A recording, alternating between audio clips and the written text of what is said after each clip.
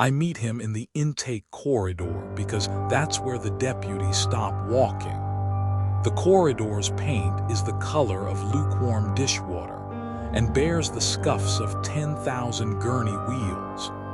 The vending machine hums like an apologetic neighbor. At the far end, a hand-lettered sign asks please use quiet voices after 10 p.m., as if quiet ever made a difference to the kind of thoughts that show up here in the small hours. Pastor Elias Ward looks younger than 33 until you notice the way he holds his shoulders, like a man braced for a blow he believes he deserves.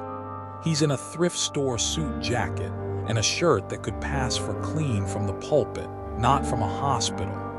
A soft bald ring of brass church keys rides his belt and clinks when the deputies nudge him forward. He smells faintly of pennies rubbed with lemon peels, citric and metallic, the ghost of a chemistry classroom. Hands, I say, and he offers them without argument. No cuts, no bruises. A line of soil is packed under his nails, the kind of silt you get when the county's river goes out of its banks and brings the graveyard into the world and the world into the graveyard. Deputy Walsh clears his throat. He's not under arrest, Doc. His eyes keep the other sentence unsaid, but he could be.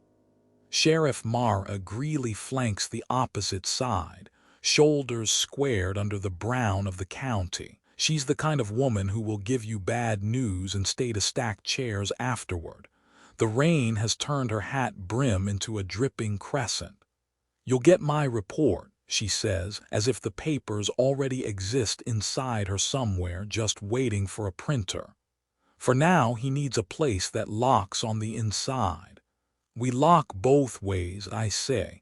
What happened at the cemetery? Slipped on the truth, she says. Hard. Walsh shifts his weight. 2 deputies down. One with a dislocated shoulder. One caught a shovel handle to the temple and will be fine in a week if headstrong counts as fine. Pastor says they startled him. Pastor says he warned them to stand back. Pastor says a lot. Sheriff Greeley adds. Tonight he said the ground talked back.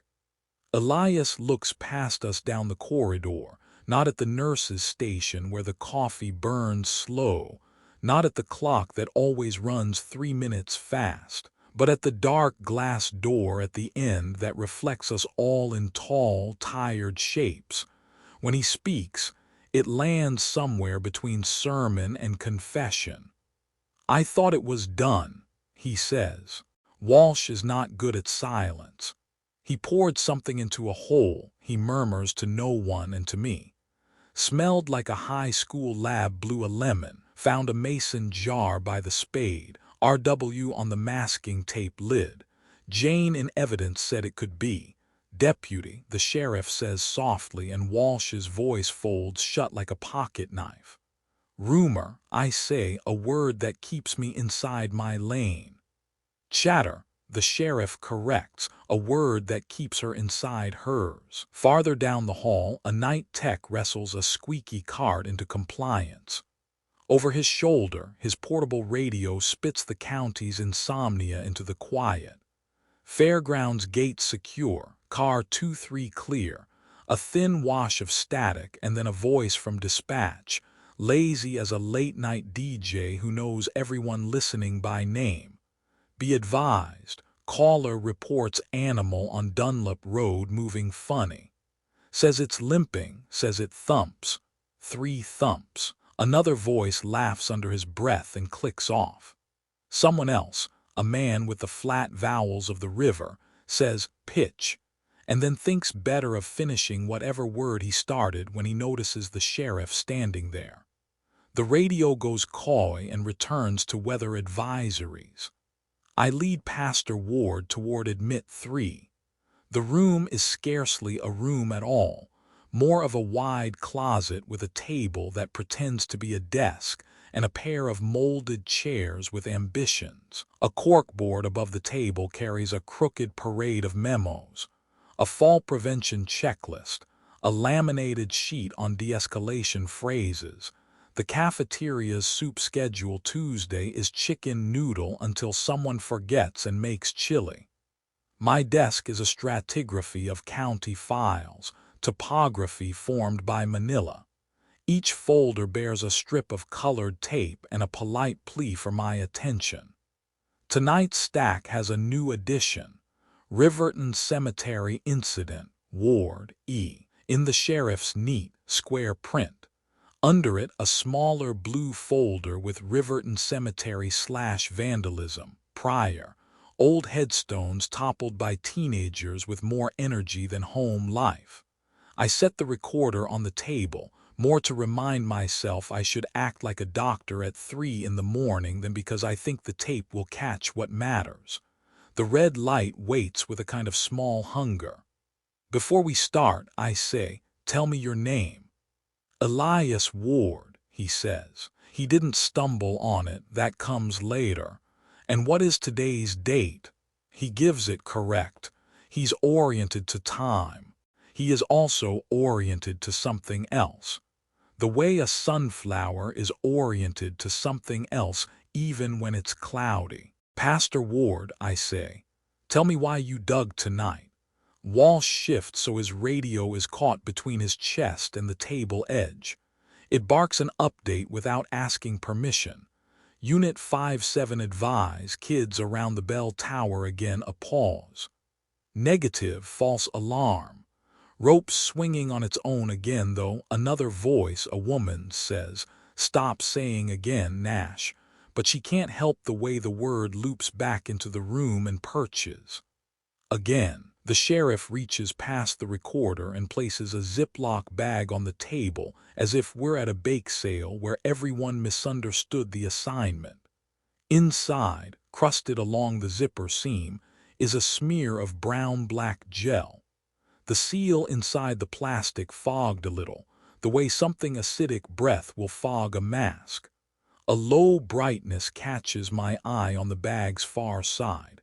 A jagged, white fleck about the size of a grain of rice. "Found a handful of these around the site," she says. "Evidence thinks baby teeth. I think the ground's mouth is full of gravel and we're making it poetry." Walsh studies his boots, the radio softly whispering about stored thunderheads. "Rumor says you brought acid, Pastor," I say, still in my lane. "What do you say?" He takes a breath as if you could inhale a choice and exhale a decision. His hands stray to the ring of keys. His thumb seeks a worn groove in the brass church key. "I say," he begins and swallows, "that fire is for the living.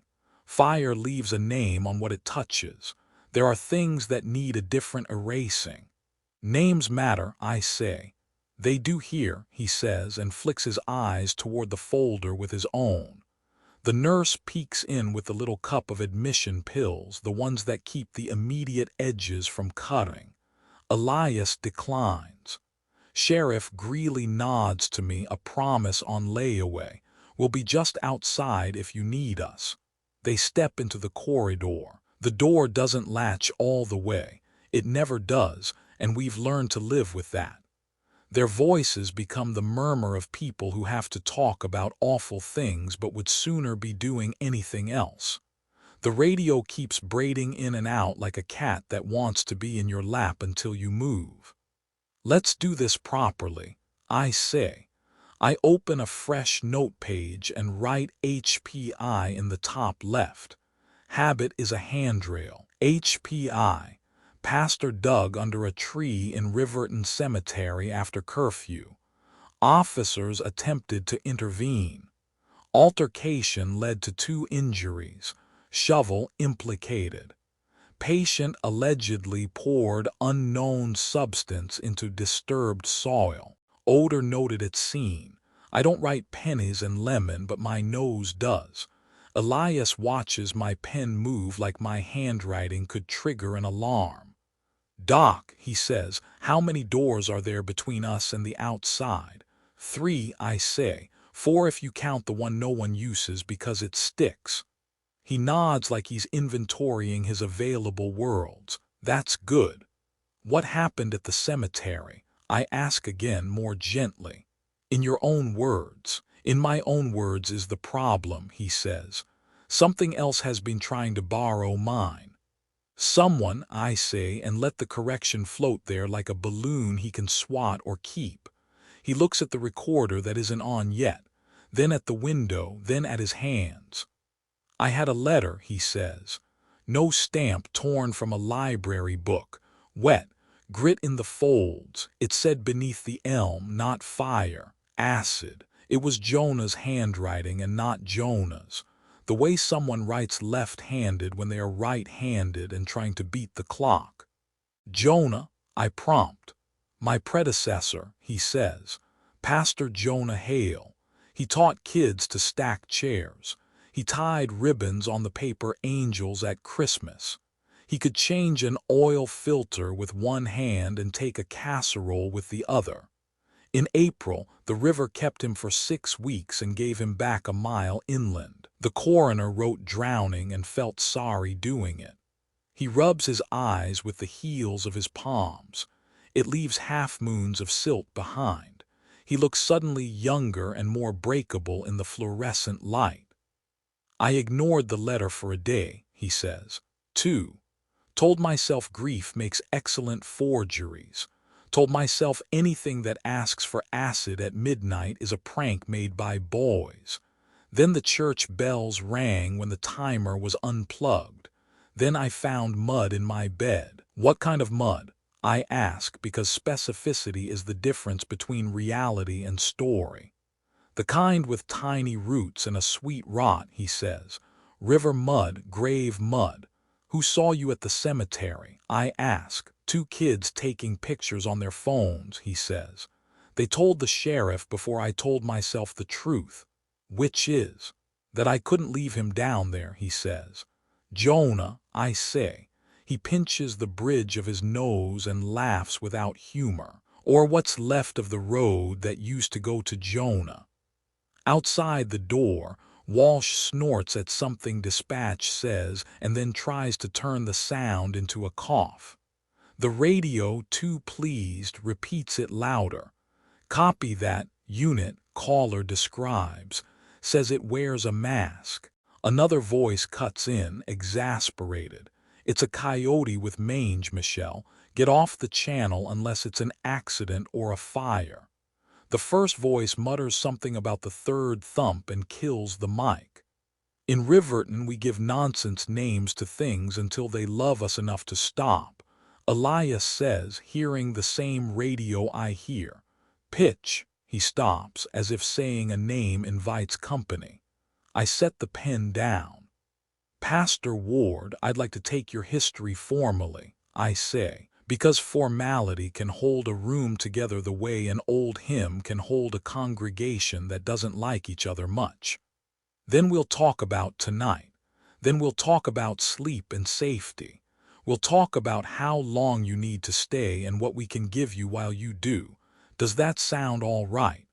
It sounds, he says, and the sentence collapses under its own weight. He nods instead.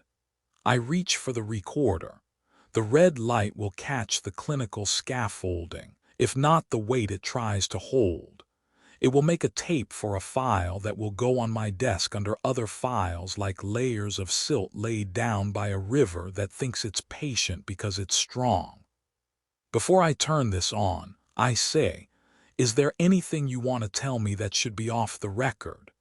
He holds very still for a beat, and all I can hear is the vending machine's low sermon and the distant, midnight tilt of the county on the radio. Clear. 2-3 copy. Storm advisory extended on the other side of the not latching door. Sheriff Greeley shifts her weight once, the heel of her boot marking a small exclamation point on the linoleum. Elias looks at his keys. He twists the brass ring off and sets it between us. The church key is heavy enough to make a sound like a short prayer. He leans forward, voice so low I feel it in my own throat before I hear it. If I stop talking before the bells, he whispers, take this ring of keys and brick up the cellar. The parsonage kitchen had 2 kinds of quiet. The The good kind you buy with coffee at 10 p.m., and the bad kind that walks in behind fog. I was working on the bulletin, black and white because the color toner had banded its last sunrise, when the porch light threw a weak spoon of yellow over the sink. The window above the basin was streaked from last week's storm. Outside, the river kept breathing the way old things breathe. Long inhale through cottonwoods, longer exhale over the rail spur. Fog pushed up Dunlop like a congregation late to service, soft-shouldered and apologetic. The mailbox out by the pickets had rusted in a way you feel in your molars. If the wind hit it right, the lid would chatter like loose teeth. Tonight it clicked once, a single dry syllable. I told myself the hinge settled. I told myself 100 small reasons the world invents so you can finish a paragraph. I made it to the end of announcements and put in the line about Sister Dottie's chicken and noodles, and then the hinge said the syllable again, closer somehow, as if sound could be a step. Fine, I said to no one but the kettle and went to see. The yard light that never quite dies tried to make a circle against the fog and only managed a smudge. The parsonage lawn was a shallow bowl that gathered the river's breath until you could scoop it. The mailbox leaned east as if thinking about moving. I lifted the lid and found paper where stamps should be. It wasn't an envelope. It was a page, torn free and folded twice. The fold had grit in it, brown, fine as cake sugar, the kind that lives in the seams of river rocks. When I shook the page, a few grains fell like someone's careless salt. The top margin had the purple block letters from the rubber stamp I remembered from childhood. County Library, discard. Below that, a pencil underline even, and beneath the underline, 3 words written in a hand I knew too well and not well enough. Beneath the elm, not fire, acid. The pencil had bitten the fibers. The ink from the library page, whatever the original book had tried to say, bled through faintly under the message. A paragraph about coal barge traffic from a county history, dates and names pale as a washed-out forearm tattoo. In the gutter of the page at the bottom corner, there was a smudge of something darker than the river grit, something the paper hadn't wanted to drink. When I rubbed it, it left a scent on my thumb like a lemon that's been rubbing a penny all day. I stood there with my breath making a ghost, and did the calculus a man does when the part of him that reads scripture meets the part that changes the church furnace filter. How did a torn library page find its way into a rusted box after hours with no stamp, no tire noise out front, no knock? Why was it damp on the inside folds and dry on the out? Why did my tongue, of all things, decide to be the part of me that recognized the taste of the grit, faintly bitter like a pill you didn't swallow fast enough? The fog thickened enough to give the streetlight halos. Somewhere far off a train threw its voice and was answered by one of its own, 2 lonely animals on opposite banks. I tucked the paper inside my jacket the way you tuck a kid's note from school you haven't decided to sign. The mailbox closed on my knuckles with its old man cough. When I turned, my own porch light looked unpracticed, as if I'd installed it this afternoon and we hadn't learned each other's habits yet. Back in the kitchen, the coffee had gone past done and into penance. I poured it anyway. The page left wet corners on the table that looked like somebody's tears and were only the river coming inside. I unfolded it into flatness and smoothed it with the heel of my hand, the way my grandmother smoothed receipts before clipping them to her ledger. The grit inside found my palm and stayed. On the reverse side, under the stamp and above a circulation card that had been peeled away, was the ghost of a map. County lines in pale gray, The river a wiggling vein, a dot labeled Riverton approximately where we insist we are. The map was old enough to call the interstate proposed. In the lower right corner, someone had drawn with a different pencil than the message, a crooked 5-point star. Not a star the way kids make them in one motion, but 5 single strokes never quite touching. In the center an eye, a tear shape for the pupil, elongated like a flame. I'd seen it once before scratched into a plank in the furnace room and then pretended I hadn't. The pencil words, beneath the elm, not fire, acid, had the tremor of a hand writing against the clock. The first time I read them, I thought the hand was a stranger trying to dress like a friend. The second time I read them, I heard the cadence, a rhythm you only pick up when you've sat through 100 midweek prayers with a man. How he says elm as if it's a name, how he breaks a sentence so you know he means to. Third time, there wasn't any doubt. The hand was Jonah's after all, or what remains of a hand after water and worry reorder a man's bones. I brought the page to my nose and hated myself for doing it. The smell was the same I'd carried out of the crawl space. Mineral, citric, coin, the shadow of something that cleans and eats at once. I could have called Sheriff Greeley.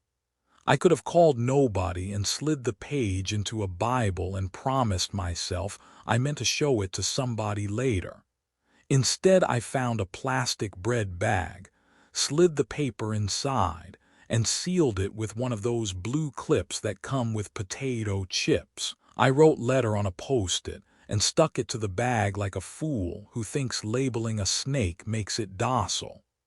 The kitchen clock, cheap plastic with a martyred rooster on its face, said 10:26. I set the bread bag on top of the fridge next to the Vacation Bible School craft bin, then took it down again and put it in the drawer with my church keys. Then I took it out because the drawer felt too neat for something that had found me wet. I compromised with the freezer, behind the venison that Brother Frank gives me every October whether I ask or not. The freezer light made the page glow the way fish glow in an aquarium. I shut it and told myself I was being practical. I told myself preservation and chain of custody like I was the kind of man who knew those phrases by heart. I tried to work.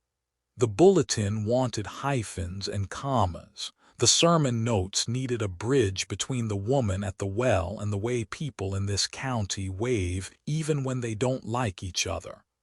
The river breathed against the glass and the porch light flickered twice, the way fluorescents do when they know they are dying and intend to be dramatic about it. At 11:02, the doorbell rang.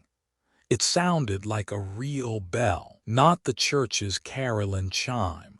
God bless the software that pretends to be brass and gets us through funerals, but the simple 2-note do-ding of a house with a memory. I froze with a paperclip between my teeth and counted the rests between ding and do, like that had anything to do with safety. "Who is it?" I called, because movies lie and habits tell the truth. What answered wasn't voice so much as suggestion. The curl of air that happens when someone you love is standing on the other side of wood. The old reflex of your chest recognizing a weight it once leaned into. I put my hand on the knob and then on the deadbolt and then on the chain and realized I had arranged 3 protections the way Baptists arrange prayer. 1 practical, 1 formal, 1 for show. Through the peephole, the fog was everything and the porch light drew a circle around nothing. I opened the door the width of a hymn book. The air came in tasting like pennies and mint, like somebody's Sunday purse. No one. The porch boards had taken the day's damp and swollen against each other. The mat, A rubber thing with leaves cut out of it that a congregant had bought me when my last mat grew to moss, held an impression like a fossil. I stared at the pattern before my mind wanted it to be letters. It wasn't letters, it was a print, 3 toes long, nothing like a paw and nothing like a boot. The middle one deeper, the outer 2 slightly splayed as if for balance. Beside it a second. Beside that, space where a 4th would have been if the world were symmetrical and kind. Kids, I said, because we're county people and that is our first prayer. Kids, I said again to make it real, and the word did not fit the shape. The bell didn't ring again. The fog eddied under the porch light like someone indecisive. I made myself step out and look right and left. To the right, the picket fence leaned. To the left, the walk ended at the sidewalk, and the sidewalk ended at the street like it's supposed to.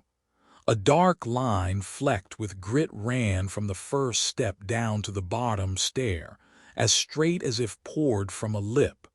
When I knelt and touched it, my fingers came back with a thin smear that turned their ridges bright and made the air in my nose go citrus. I went back inside and shut the door so fast the chain rattled. The kitchen felt smaller, the way hospital rooms feel smaller after a code. The freezer hummed like someone trying to be brave. I took the bread bag out and held it up. Inside, beneath the elm, not fire, acid, looked like instructions you ought to heed even if you don't know the language. The grit under the fold had liquefied into a tan line. The star with the gapped points and the eye looked smug.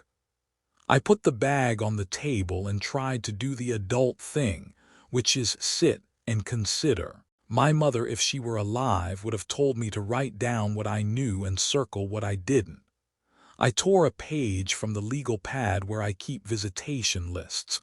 I wrote, mailbox lid clicked twice, fog heavy, page, county library, discard stamp, handwriting like Jonah's if fear chews on a hand, message beneath the elm, not fire, acid, grit equals river, cellar, both, drawing equals broken star plus I, seen before, doorbell at 11:02, no one there, prints on mat 3-toed, smell equals coin/lemon RW. When I wrote RW, my hand made the letters too neatly. The memory of the crawlspace poured itself into the room. The shelves of mason jars with masking tape labels, the crooked loop of R and the hasty W, the slabs with grooves edged by a bucket whose stench still lived in the cord of my hoodie. I swore because sometimes that's prayer's little brother, and stood up so quickly the chair leg squealed. I am not a courageous man. I am a man who has had to pretend often enough that sometimes the pretending covers the gap. I went to the utility closet, moved the vacuum, and pulled the flashlight off its hook. It was the kind with a crank because I do not trust batteries, and I do not trust myself to remember batteries. I wound it until the spring inside complained, and then lifted the trap door in the pantry floor. The smell of old wood and something damp and mild came up like an apology. Down the short steps, the furnace room sat in its square like a shame. The oil tank was a fat iron animal. The crawlspace door behind it had been painted shut years ago and unpainted in a hurry. The paint still flaked like dandruff around the edges. I put the flashlight beam on the lintel and watched the symbol find itself. 5 lines that would not touch, an eye where they didn't. I told myself I would keep looking until the symbol changed, and it did not. The crawlspace was as I had left it last time because why would a thing that is patient and hungry tidy itself? The shelves with the remnants of the mason jars, a couple with sticky tape that read HCl and no 3, another with RW half torn. The butchered table, the holes plain to remember fluids, the the broken stool, the smell the room made when the flashlight lens warmed and woke whatever lived in the dust. I stood at the edge and said Jonah's name the way you say the name of a person you loved at his own grave, quietly, not because you fear something will answer, but because you know what will not. The quiet answered anyway. I closed the crawl space and put my hand on the door of the furnace, as if heat were the world's only honest thing. Back upstairs the clocks were contradictory. The microwave said 11:31 because no one had fixed it since the outage. The rooster clock said 11:26 still, stubborn. My phone said 12:03 because it believes in cell towers. I set all three to match, and that small act of dominion made the kitchen mine again for a minute.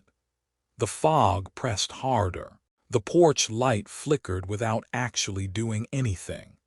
I put the letter back in the freezer, closed it tight, and dragged a kitchen chair against the front door like we live in a crime drama. Then I sat on the couch with the flashlight beside me and the church keys in my lap and watched the window until it was a mirror.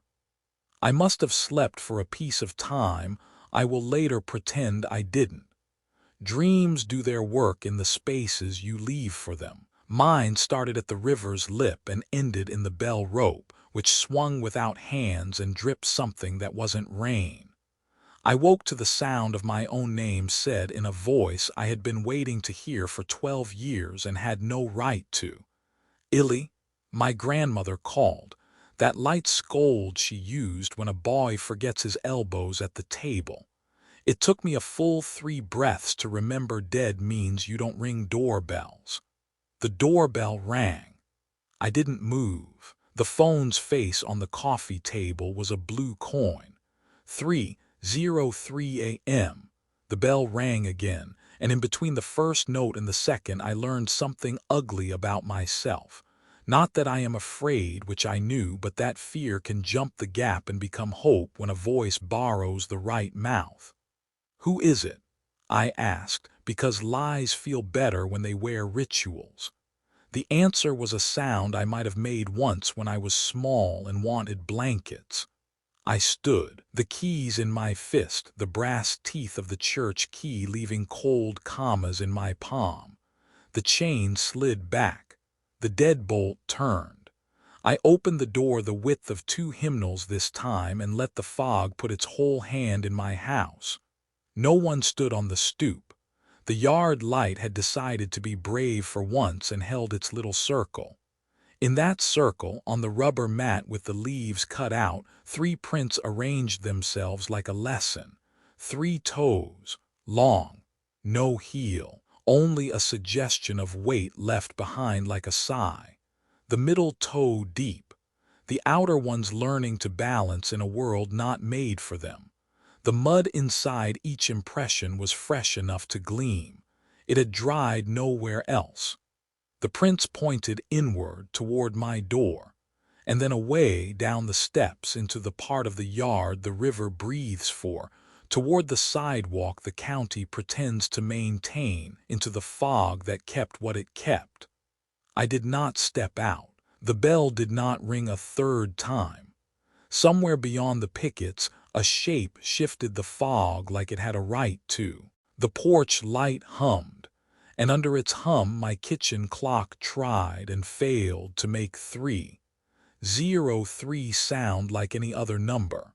The house made the sound old houses make when they're trying to decide who they belong to, the oil furnace ticking as it cooled, the pipes burping like they'd remembered a joke, the river pressing its damp hand against the siding and waiting for me to open a door and let it in. I didn't go back to sleep after the bell. I walked the parsonage once, the way you do when you can't believe the walls are still where you left them. Hand on the frame, shoulder to the plaster, palm to the glass. The prints on the mat looked like they'd been stenciled by a child with a taste for bad shapes. I told myself I would hose them in the morning. I told myself 100 lies with small feet. The freezer hummed steady. The bread bag with the letter sat behind Brother Frank's venison, pale under the frost. I let it be and stood instead in the pantry with the mop and the flour and the bulk coffee, listening for the thing that would tell me not to. Nothing obliged. Somewhere under me, the furnace made a small, persuasive clink, the kind hot metal makes when it remembers what cold felt like and declines. The trapdoor scuffed when I pulled it up. The basement steps are short and mean, just enough rise to trap your shin on the way down if you forget yourself. I took the crank flashlight because I didn't trust the work light anymore. Not after it flickered once last week without needing to, and I'd felt watched by my own electricity. The crank whined, the spring caught, the beam came up weak and yellow like a sick candle. It would have to do. The furnace room is a square poured in the era when concrete was more idea than material. The walls have bubbles in them. The floor leans toward a drain that no one could find if you offered a reward. The oil tank bellies there like an old black ox. Behind it, at shoulder height, is a door that looks like an accident, painted 5 colors by 5 different pastors who had 5 different theories about mildew, then unpainted badly with a putty knife. The lintel above it wears a mark like a scar, a 5-point star drawn wrong on purpose, each stroke separate, none of them touching, and an eye at the center, almond-shaped, pupil a tear. I told myself it was a mason's mark. I told myself anyone who's ever whittled has to try an eye once. I told myself boys carve things in places the world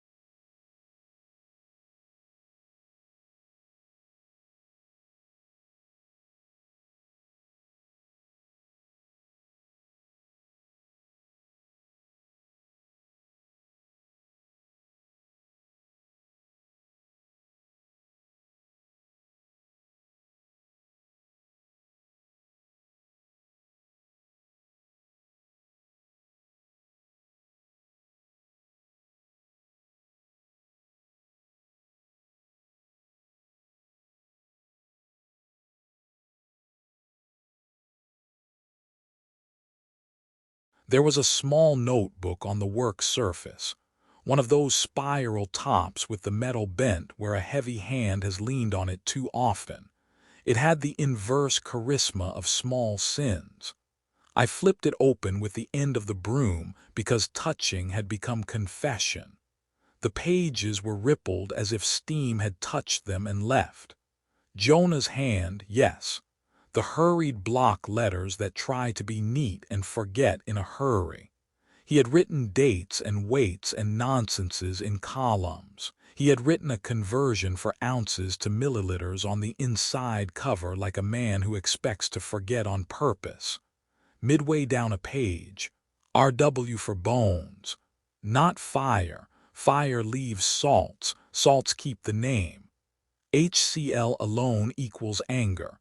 No 3 alone equals patience. Together equals teeth learn to let go. Below that, a list that made a kind of ledger with no dollars in it. School auction lot 14 beakers, pipettes. Miller & Sons 2 jars RW charged to Hale cash. Library discard Sussex MS. Right requires. Ring of iron staple, earth bell. At the bottom, a small drawing I wish I hadn't looked at long enough to understand. 5 short lines that almost made a star and the same old I, and beside it, written lightly as if he was apologizing to the paper. Pitch. The rest had been scratched out hard enough to tear. You don't scratch out a name because you don't believe in it. The room had a faint, rhythmic sound now. For a second, I thought it was the furnace fan fighting its belt. Then I realized the rhythm wasn't mechanical. The bucket was finding its own metronome. The surface tightened, unknotted, tightened again, the way a jaw tightens when it decides on a word. I put the notebook down. The beam found something on the far side of the shelf I'd missed. A stained cardboard banker's box with a county sticker half torn off. The visible half read property seized, and then lost its nerve. I slid it out and the bottom threatened to go. Inside were yellow receipts with carbon sheets that had bled their twins into each other. An inventory with Miller & Sons electro finish at the top. The column for disposed had X marks praying to be something else. A line item had a pencil note, RW to JH, for cleanup. Someone had drawn an arrow to that and written oct by Harlan. I know Harlan. He has been the county's longest sigh for 15 years. The bucket's rhythm decided to speed up. The surface didn't splash. This wasn't that kind of theater. But the wrinkling became eager, the skin pulling tight and relaxing as if something below it were learning the room as a new mouth and testing pitch. One of the teeth bobbed, tapped the rim of the bucket with the barest click, and went under again on its own gravity. The flashlight made a small circle shake along the concrete between my boots. The symbol on the lintel watched as if eyes carved into wood can remember. Somewhere upstairs a refrigerator kicked on, dragging a belt across a pulley, and the sound came down the joists into this square like breath drawn through a straw. I heard my grandmother say my name the way she said it when I walked too close to the county road, Illy, and I knew the room was borrowing voices again, either from me or from itself. The broom shook in my hand and made the jars rattle their glass arguments. Somewhere in the twine, a knot gave up and became 2 ends. Enough, I said out loud, and the room, insulted, answered with the smallest, ugliest affirmative it could manage. The bucket writhes. I lift the beam. The black brine shudders like a thing taught its own name, and among the little white moons a row of baby teeth surfaces smiling and then sinks. I tried to be a responsible mammal about it. I locked the front door, then dragged the heaviest chair to lean under the knob so it would make a sermon of itself if the world tried to come in again. I set the church keys on the nightstand within reach, brass teeth glinting like they wanted purpose, and laid the crank flashlight beside them, handle wound tight until it complained. I thumbed my phone into airplane mode because I wanted the night to be small and knowable, and our towers do not make anything smaller except patience. I prayed because that is the shape my mouth knows when it needs a task. Not eloquent. The kind of prayer you learn when you've sat with too many men in hospital chairs. Lord, make the next minute happen. Then the next. Then if you've got it in you, the one after. The house settled the way houses do that were framed by cousins with good intentions. The fridge ran. The furnace answered it with a throat clear 2 rooms away. Somewhere beyond, the river drew its slow breath and set it down. Sleep did not arrive so much as consent. The dream begins in the kitchen I grew up in, which is how dreams announce their pedigree. They borrow a room you know down to the scratch in the formica, and they turn on the wrong light. My grandmother's kitchen had a curtain that never learned what color wanted. In the dream, it is a proper yellow, not the nicotine it was. The faucet drips in a way I can count, and I do until the counting starts to name things. On the table, her ledger. The one she balanced in pencil with the dull-witted patience of a saint.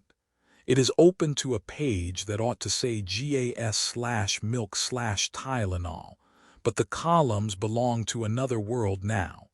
Oz/ml/salts. There is a mason jar set where the cookie tin ought to be. It holds a cloudy liquid and a small object white as the moon of a child's drawing. The jar is labeled in tape, RW. The W is scratched like someone wrote it with the edge of a nail. Illy, my grandmother says, and if you have never heard the dead say your name in their old voice, you will not know the shape your ribs make for it. Grandma, I say with a mouth that has been wanting to say it. Go fetch the wash off the line for me, sugar, she says, with that kind little scold as if we both know I forgot yesterday and the weather has its own opinion. Storm's on its feet. I turn to the window. There is a line. It is not in any yard I have ever owned. It is strung between 2 trees that have learned to be patient with rope. Hanging on it, pinned with old wooden clothespins that know teeth, are things that pretend to be sheets and do a poor job of it. They billow too slow, like breath held and let out under instruction. Through them, the yard. No, not a yard. The place our county likes to vote as if it might be a yard someday if it can clean up. The Gallows Elm stands where my grandmother's birdbath ought to. It has split down the middle the way storms teach trees humility. The iron staple in its trunk catches the dream light and makes bad jewelry of it. Grass refuses the ground under it like a child looking at liver. The rope hangs without hand. It is not rope. It is a vein, and I know that in my wrists. Go on now, my grandmother says. Go on and help me. The storm will make a fool of us. Somebody taps a spoon against a jelly jar 3 times, the sound a county makes when it invites itself to supper. I go to the back door and put my hand to the knob. The knob is the wrong metal, too soft, and tells me so the way pennies do when you've worried them in your pocket all afternoon. I open it anyway. The porch is the church porch. The steps are my parsonage steps. The mat is the mat with rubber leaves cut into it. Only now the leaves are ribs. Fog exists out there as an act of faith. It is a body-making machine for things that don't have bodies when we aren't looking. The first body it makes is a strip of road. The second is the wedge of grass between the cracks. The third is the animal. It comes from the left because dreams are mean, and the left is where my grandmother kept the cat dish. Coyote at first glance, the color of cheap wheat. the rangy hunger of a creature that has learned the niceness of trash. The gait wrong by one measure. Left rear leg gone just above the hock. In its place, nothing, no stump, no apology. The body has learned a rhythm to accommodate subtraction, step, set, thump like a song that never quite resolves and counts to 3 weird. Each thump sounds like wood deciding to be water for a second and then choosing not to. It wears a mask. I don't mean a mask to hide a face. I mean bone. The skull of an opossum, yellowed the way old paper turns, sits over the coyote's muzzle, tied by a leather thong through a hole I decide was convenient and not deliberate. The opossum's incisors extend past the coyote's lips like the idea of a smile. The eye sockets are full of fog until they are not. Behind the opossum's eyes, something looks at me as if it has practice. Illy, my grandmother says again, and you will not love yourself when you realize how far your body has already leaned at that sound. This is not for you, I tell my mouth. This is not for you. The animal steps forward, step, set, thump. The porch boards acknowledge each piece of it. The mask tilts, and the little incisors knock against each other like a man tapping his teeth while he figures his bill. It speaks in my grandmother's voice. Come on now, it says. My hands aren't what they were, you know that, be useful. The mouth behind the mask doesn't move. Opossums have too many teeth for humanity, and the mask knows that. The voice comes from somewhere practical, like the sink.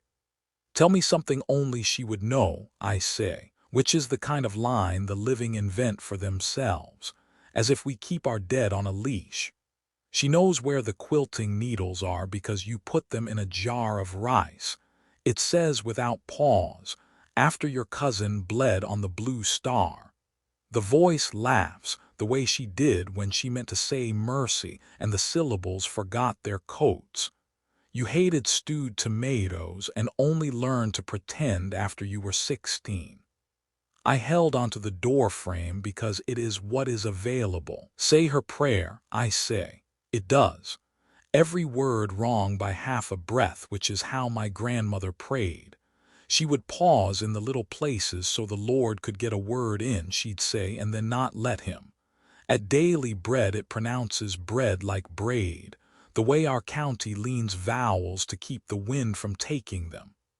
The rope on the elm moves the way snakes tell stories, in present tense. 3 bells sound, only there is no bell. They come from a distance and an intimacy at once, like the way you hear your own blood when you lay your ear on a church pew during a generous altar call. The animal sets the missing foot down again, and the world finds a way to thump anyway. What should I call you? I hear myself say, which is a very stupid question, and also what a man asks when he is trying to make his fear agree to a handshake. You know, it says smug and tender, and if a voice could pat your cheek, it does. You county folk always do. Pitch. It lets the word fall off the table and watches me scramble to see if it broke. John, it finishes as if that were a kindness, or honey if you'd rather. You don't get my name, I say. You think it matters, it asks, and for a blink it is bored. Something shifts behind the opossum's teeth, not flesh. Shadow, no, not shadow, accounting. The eyes reconsider me. Let's not be silly. It goes on, cheerful the way a tornado siren is cheerful when the county tests it at noon on the first Wednesday. Come with me and help. Your grandma has biscuits on and you always did scald the milk right.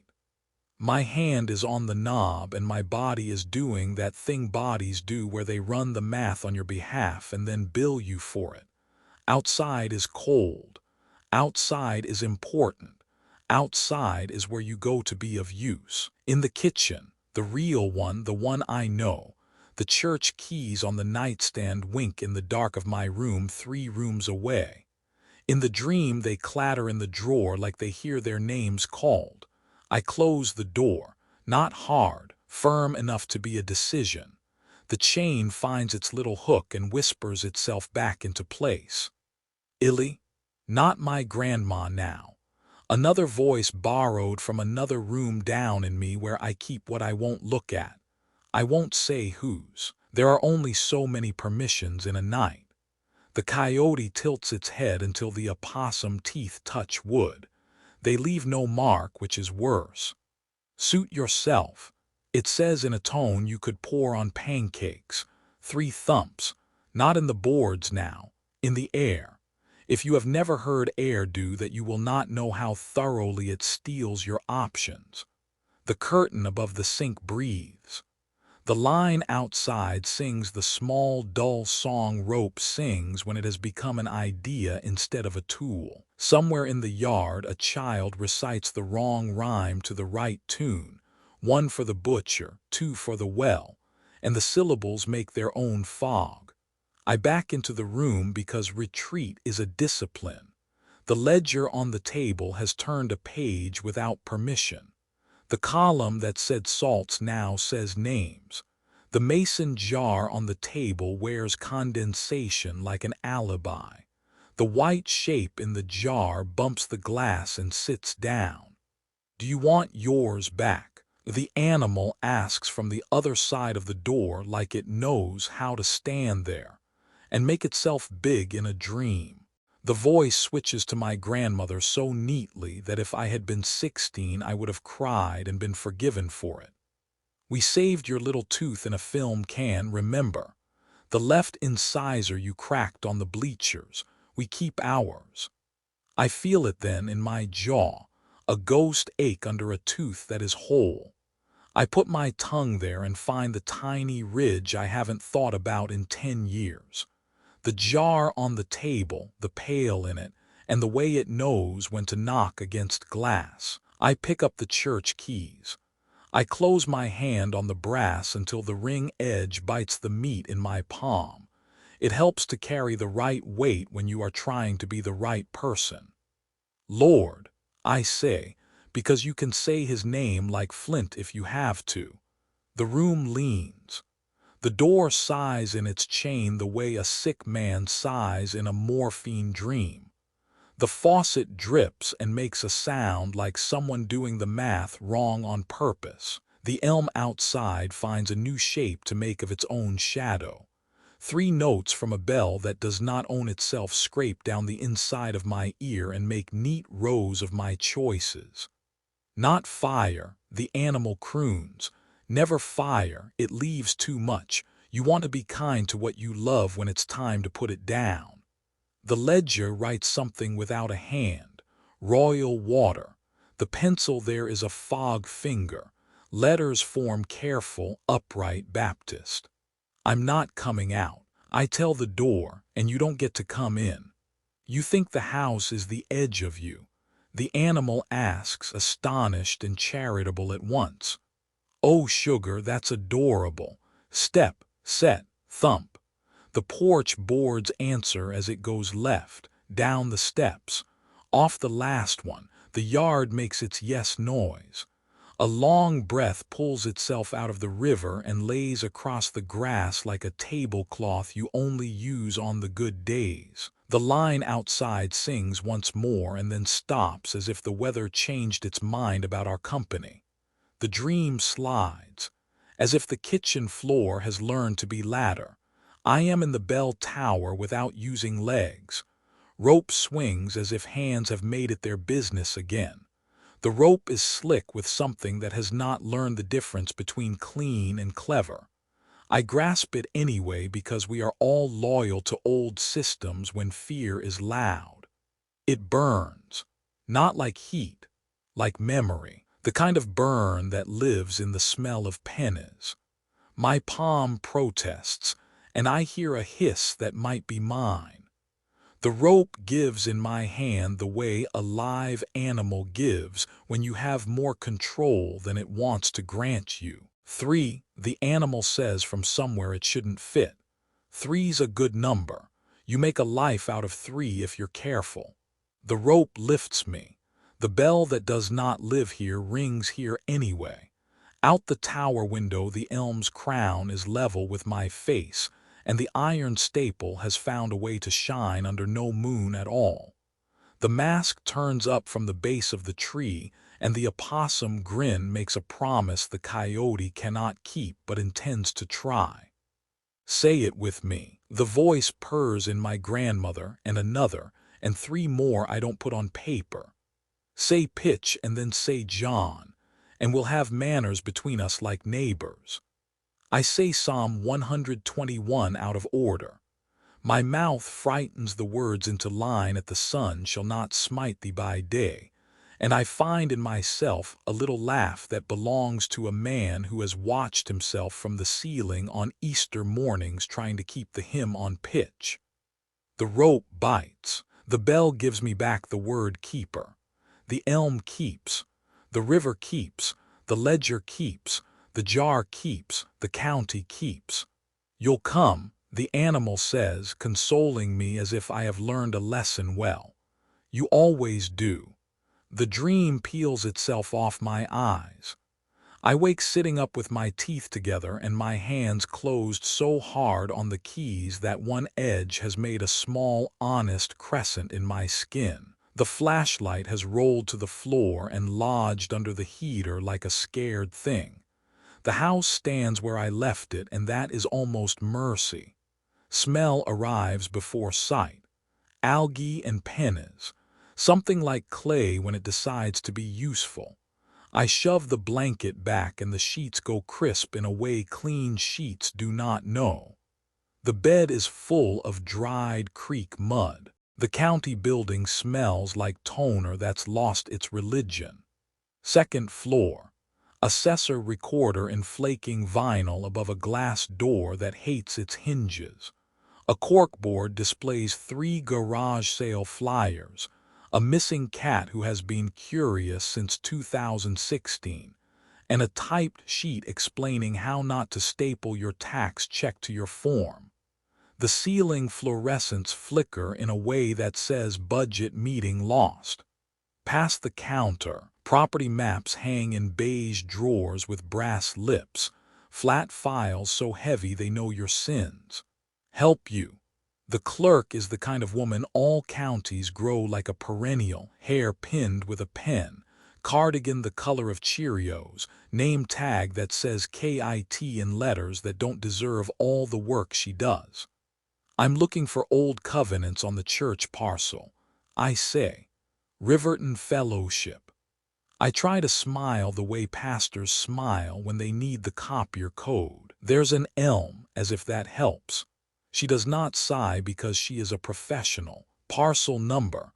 I produce the tax bill like a magic trick. She glances, types, and the printer coughs a dot matrix cough. You want the current chain or the weird chain? She asks without looking up. Weird, I say and mean it. Kit jerks her head toward a half door. Through there, last table before the microfilm. Bound volumes are arranged by era. If it's pre-1900, you're cranking a viewer. If you get motion sick, puke in the recycle, not the shred. She hands me a key ring with a yellow plastic tag that reads records room. Shuts behind you. Yell if it sticks. The records room is cold the way buildings get cold when the HVAC believes paper is livestock. Cabinets line the walls like giant, lying dictionaries. The far table hosts today's geological event, a mountain of plats, a box of binder clips, and the coffee thermos of some geologist who thought he would be right back and never was. I find Covenants 1700/early 1800 in a red canvas ledger with brass corners rubbed to nickel. The spine whines when I open it. The paper inside has that soft, thirsty quality of very old things that once were trees and haven't quite forgiven us. There it is, just far enough down the page that I almost miss it. 1791 Covenant Deed. The column says Northwest Territory because Ohio hadn't decided what to call itself yet. The metes and bounds are written in a patient legal hand that would sell you your own hat if you let it. Beginning at the sycamore on the bend, thence to the stump, thence along the river's ordinary course. The grantor is Abner Lathrop, the grantee township trustees of Riverton Settlement. Purpose: for common use to include burying ground, bell frame, and the great elm, which shall not be felled. In the margin beside the signature space is a mark, ink brown with age, hand-drawn careful, a 5-point star whose lines refuse to touch, and in the middle an eye almond-shaped, the pupil as sharp and flame-like as it was on the plank above the crawlspace door. My stomach does a small, private thing. Below it, a note in a different hand, private mark per covenant, used where seals are wanting. Then a name that leaps centuries like a stray spark, Pennell. Not Pendle like the English parish Jonah spun me once on a porch, but close enough for a rural county to forget a vowel over 200 winters. Ephraim Pennell, witness. Silas Kroll, witness. The recorder's attestation is a flourish too proud for the room. Samuel Hawke wrecked this day by my hand. I trace the symbol in the air, not touching the paper because even my fingerprints feel like vandalism here. The broken star looks identical to the one in Jonah's ledger, to the one carved into the lintel beneath the furnace, to the little pencil doodle on the library discard that told me what not to burn. Except here it's official, wearing the suit of the law. It behaves itself beside thence and herewith and aforementioned, and that is the most frightening thing about it. I copy the language with my phone because sometimes I do modern things when ghosts aren't looking. The flash makes the ink sulk. When I put the ledger back, it sags as if relieved. Find your weird chain. Kit calls through the door before it clicks shut behind me. She is prying at a jammed stapler with the kind of concentrated fury that takes the place of prayer in government offices. 1791, I say. Covenant. There's a mark beside the signature. Broken star with an eye. Kit adjusts her glasses like I just mentioned her neighbor's nephew. Oh, the witch star, she says conversationally and does not look up from the stapler. You'll want quarter sessions for that era. Trials, punishments, taxes, who stole whose pig. Cabinet 9, bottom drawer. Watch your fingers, it likes to bite. Who named it the witch star? I ask. People who need names, she says. If you want disgrace, Harlan keeps a shoebox of them. She points with the stapler toward the hallway. Breaks over in 5, he'll be back with a donut and a regret. In the meantime, microfilm self-serve. Cabinet 9 is bruised from a fight with a dolly and would like to tell you about it. The bottom drawer yields a gray cardboard box labeled Q. S. 1788, 1799.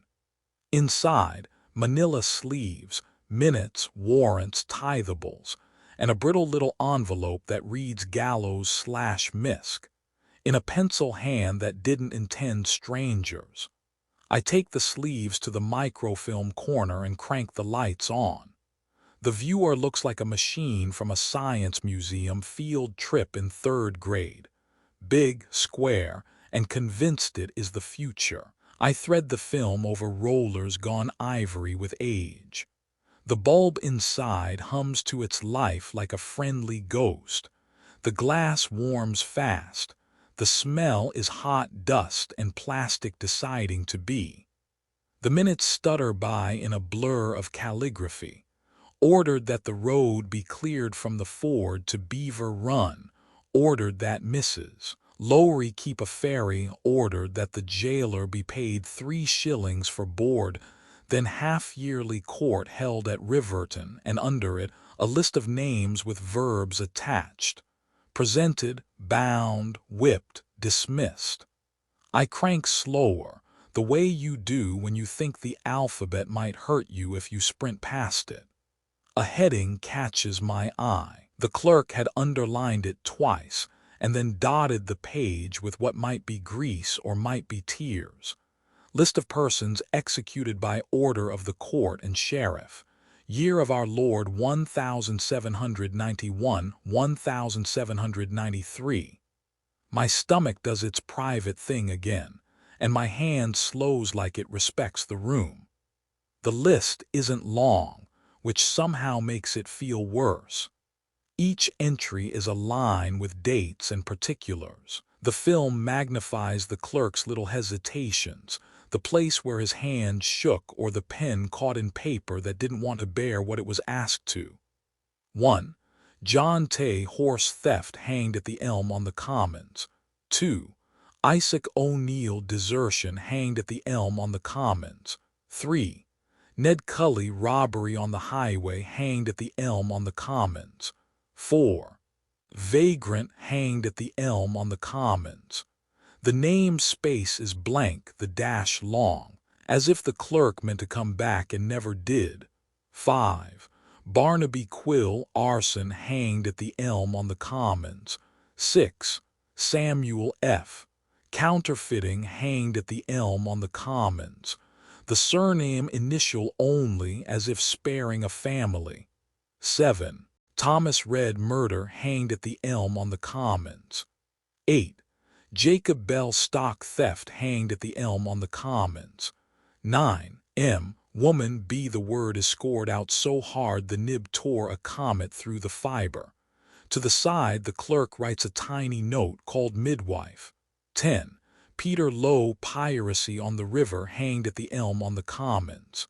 11. Boy unnamed accomplice to theft hanged at the Elm on the Commons. The dash again where a life should be. I count because counting is a superstition I can own. 11, not 12. 11 as if the year forgot to keep even. I scroll back up because surely I read it wrong. The missing names stay missing. The one for the woman remains a wound where a word was. Midwife, the clerk could have written witch. He did not. The restraint is the cruelty. There are margin notes in a second hand, different pen, different impatience. Next to M, woman, a symbol, fast drawn, the broken star. This one lopsided like someone did it on his knee. Next to boy, unnamed a dot, then another dot, like eyes practiced by a man who couldn't draw one on the first try. Beside Peter Lowe, a tiny doodle of a bell and a wave, the clerk having allowed himself one bad joke he would repent of later. I pull the lever that brightens the projection and wash the page in white until it hurts to look. The broken star darkens, the eye in the middle sharpens into a grain of flame. I imagine a man in a shirt with a neckband sitting by a window with bad light, sweating a little because the weather wasn't finished punishing, scratching that little star into the margin like a promise no God teaches. The viewer fan changes pitch. Something in the building settles so hard the ceiling grid says ah. In the hallway, footsteps hesitate. Kit probably on her way to rescue a citizen from a copier they do not deserve. Behind me, the door gives one of those courthouse groans that are 45% wood and 55% whatever the wood remembers. A shadow cuts a shape across the bottom of the reader's screen and disappears when I glance back, because that is how shadows earn their keep.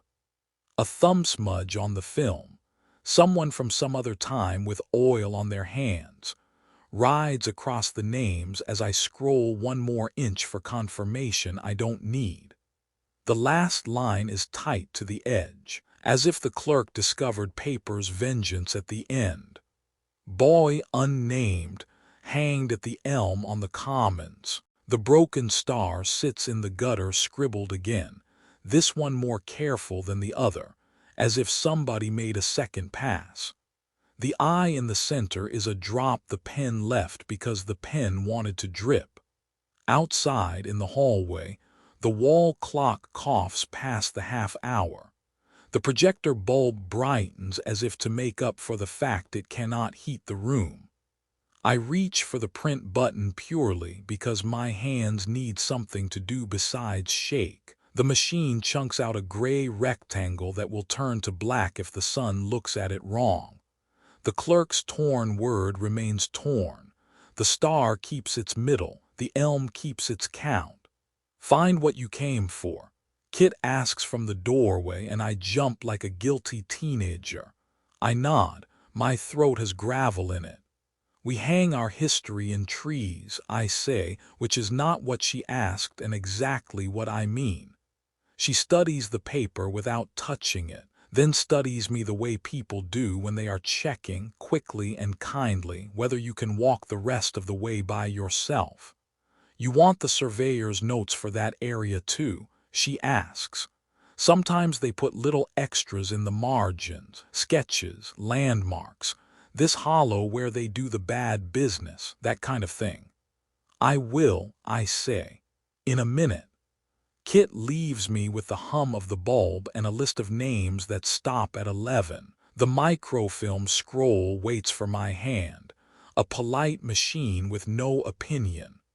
The symbol in the margin attends its work, a broken star, an eye that refuses to blink, and beside them the smallest note in the clerk's tiny hand, a footnote the film nearly loses unless you lean into the brightest part of the light.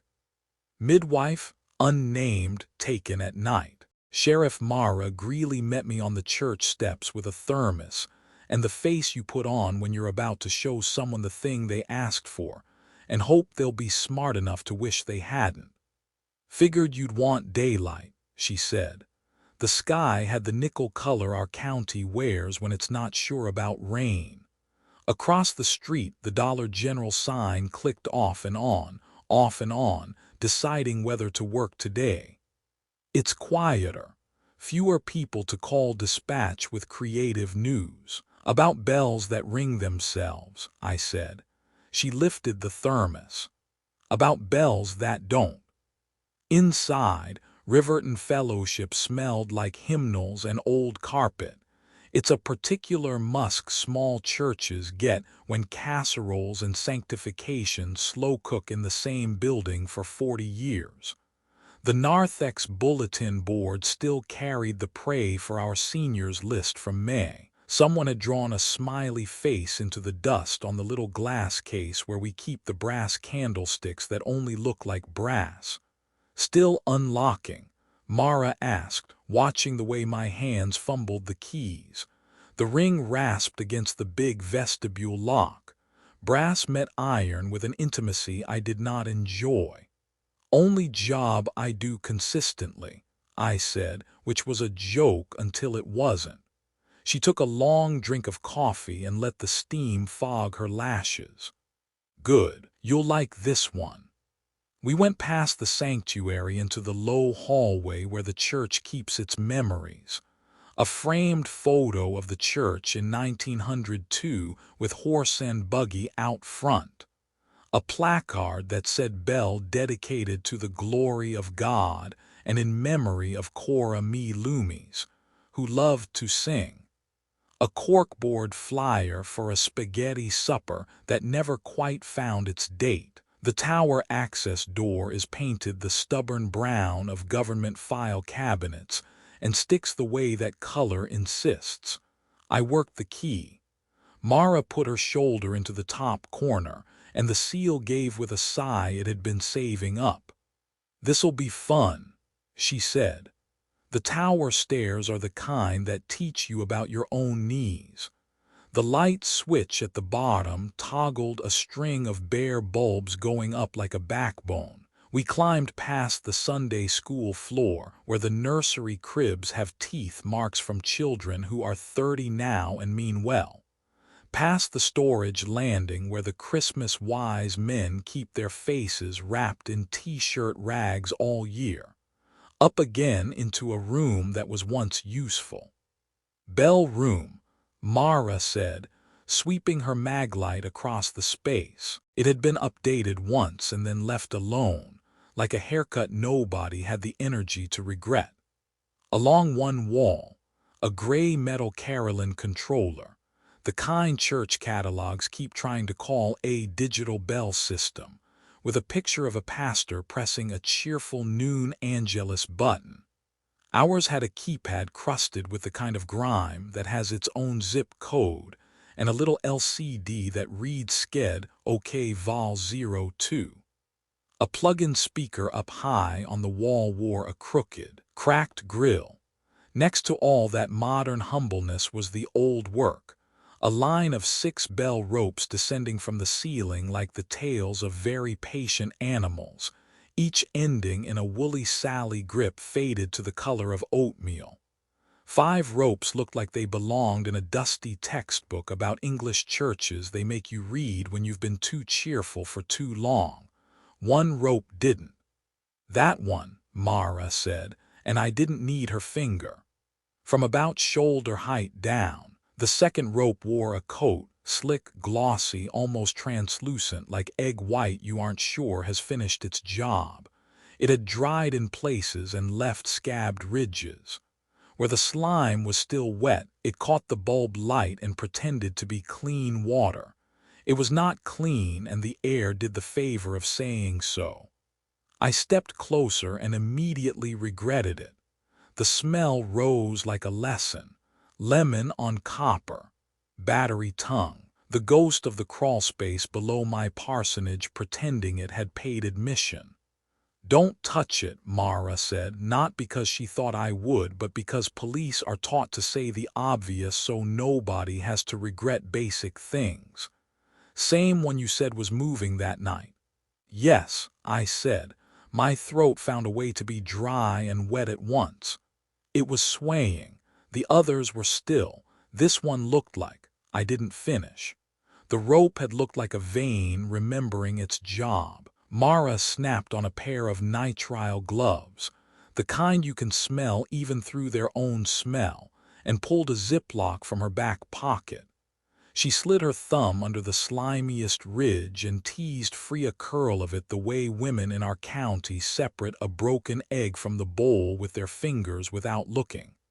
The slime stretched and then gave up, broke in the middle and flopped wetly into the bag.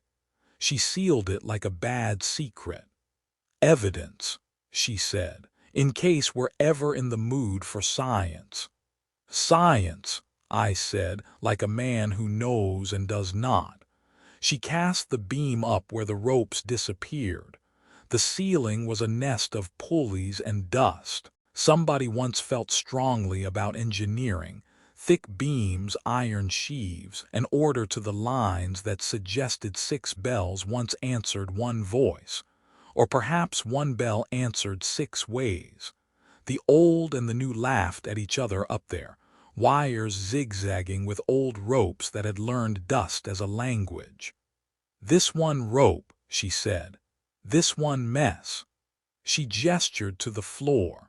Dark flecks stippled the wood beneath the slimed rope, a gutter of dried drips that wandered toward the trapdoor cut for ladder access to the belfry proper. It's been like this since I started.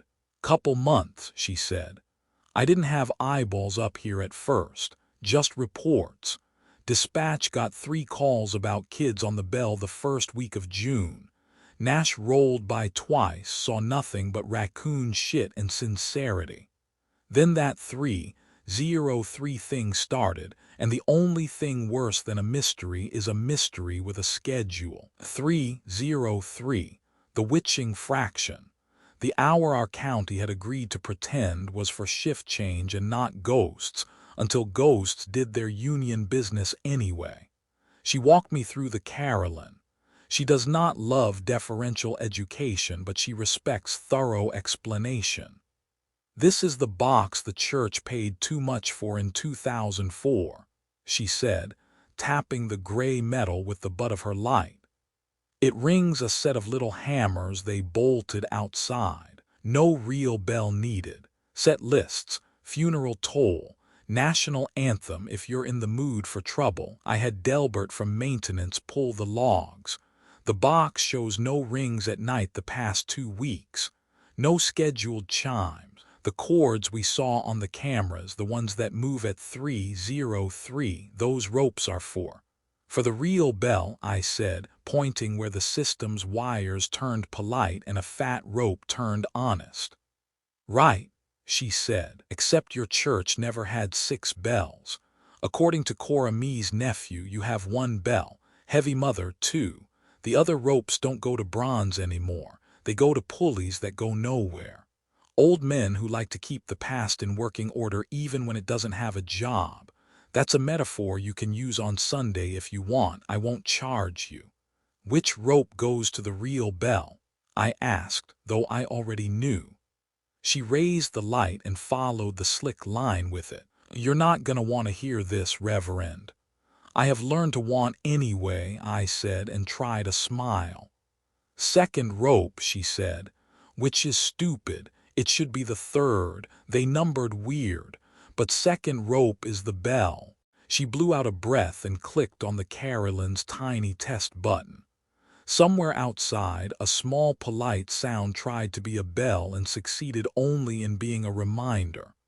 The controller's screen blinked toll 1 then OK. See, she said, power on, it rings cheap. It's honestly kind of depressing. Kind of, I said.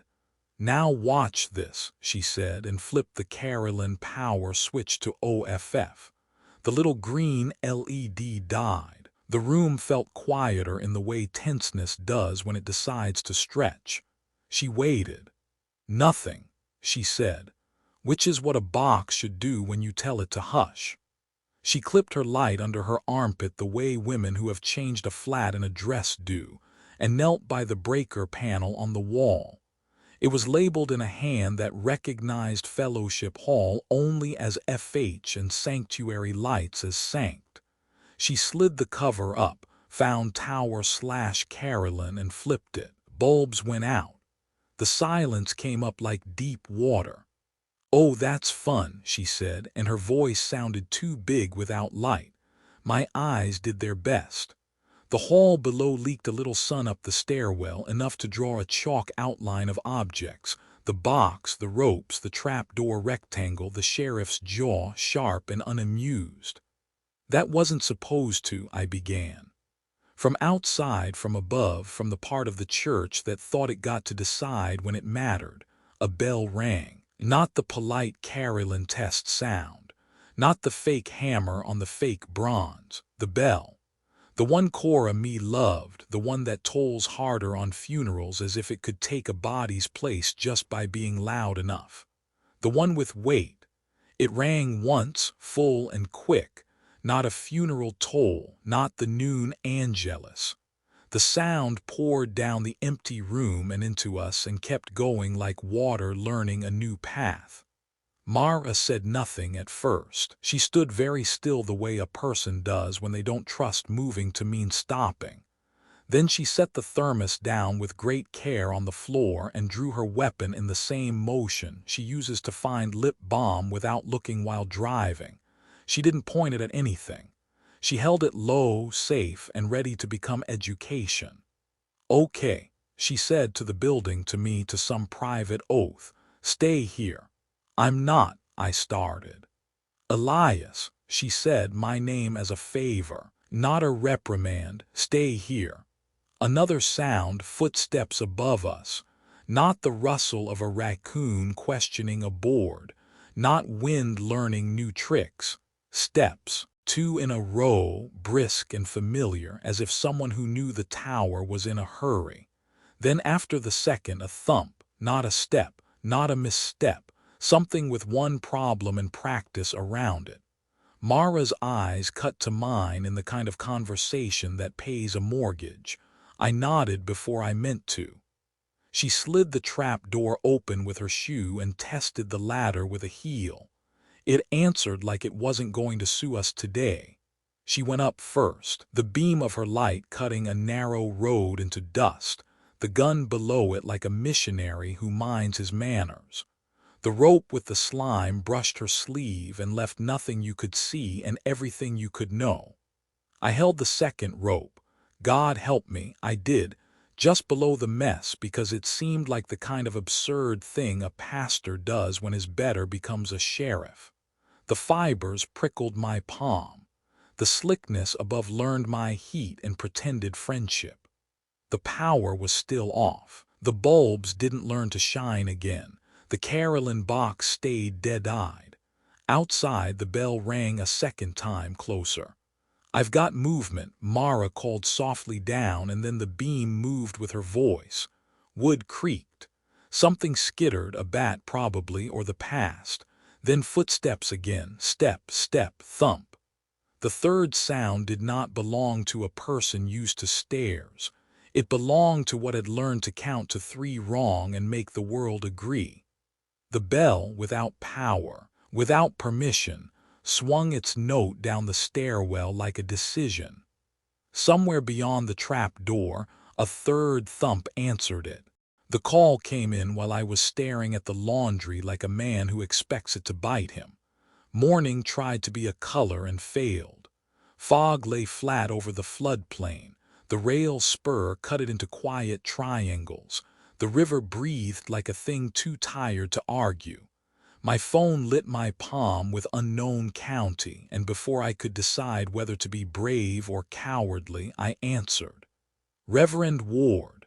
The voice had sleep creased into it and authority ironed over the top. "Dr. Gene Levitt, county coroner."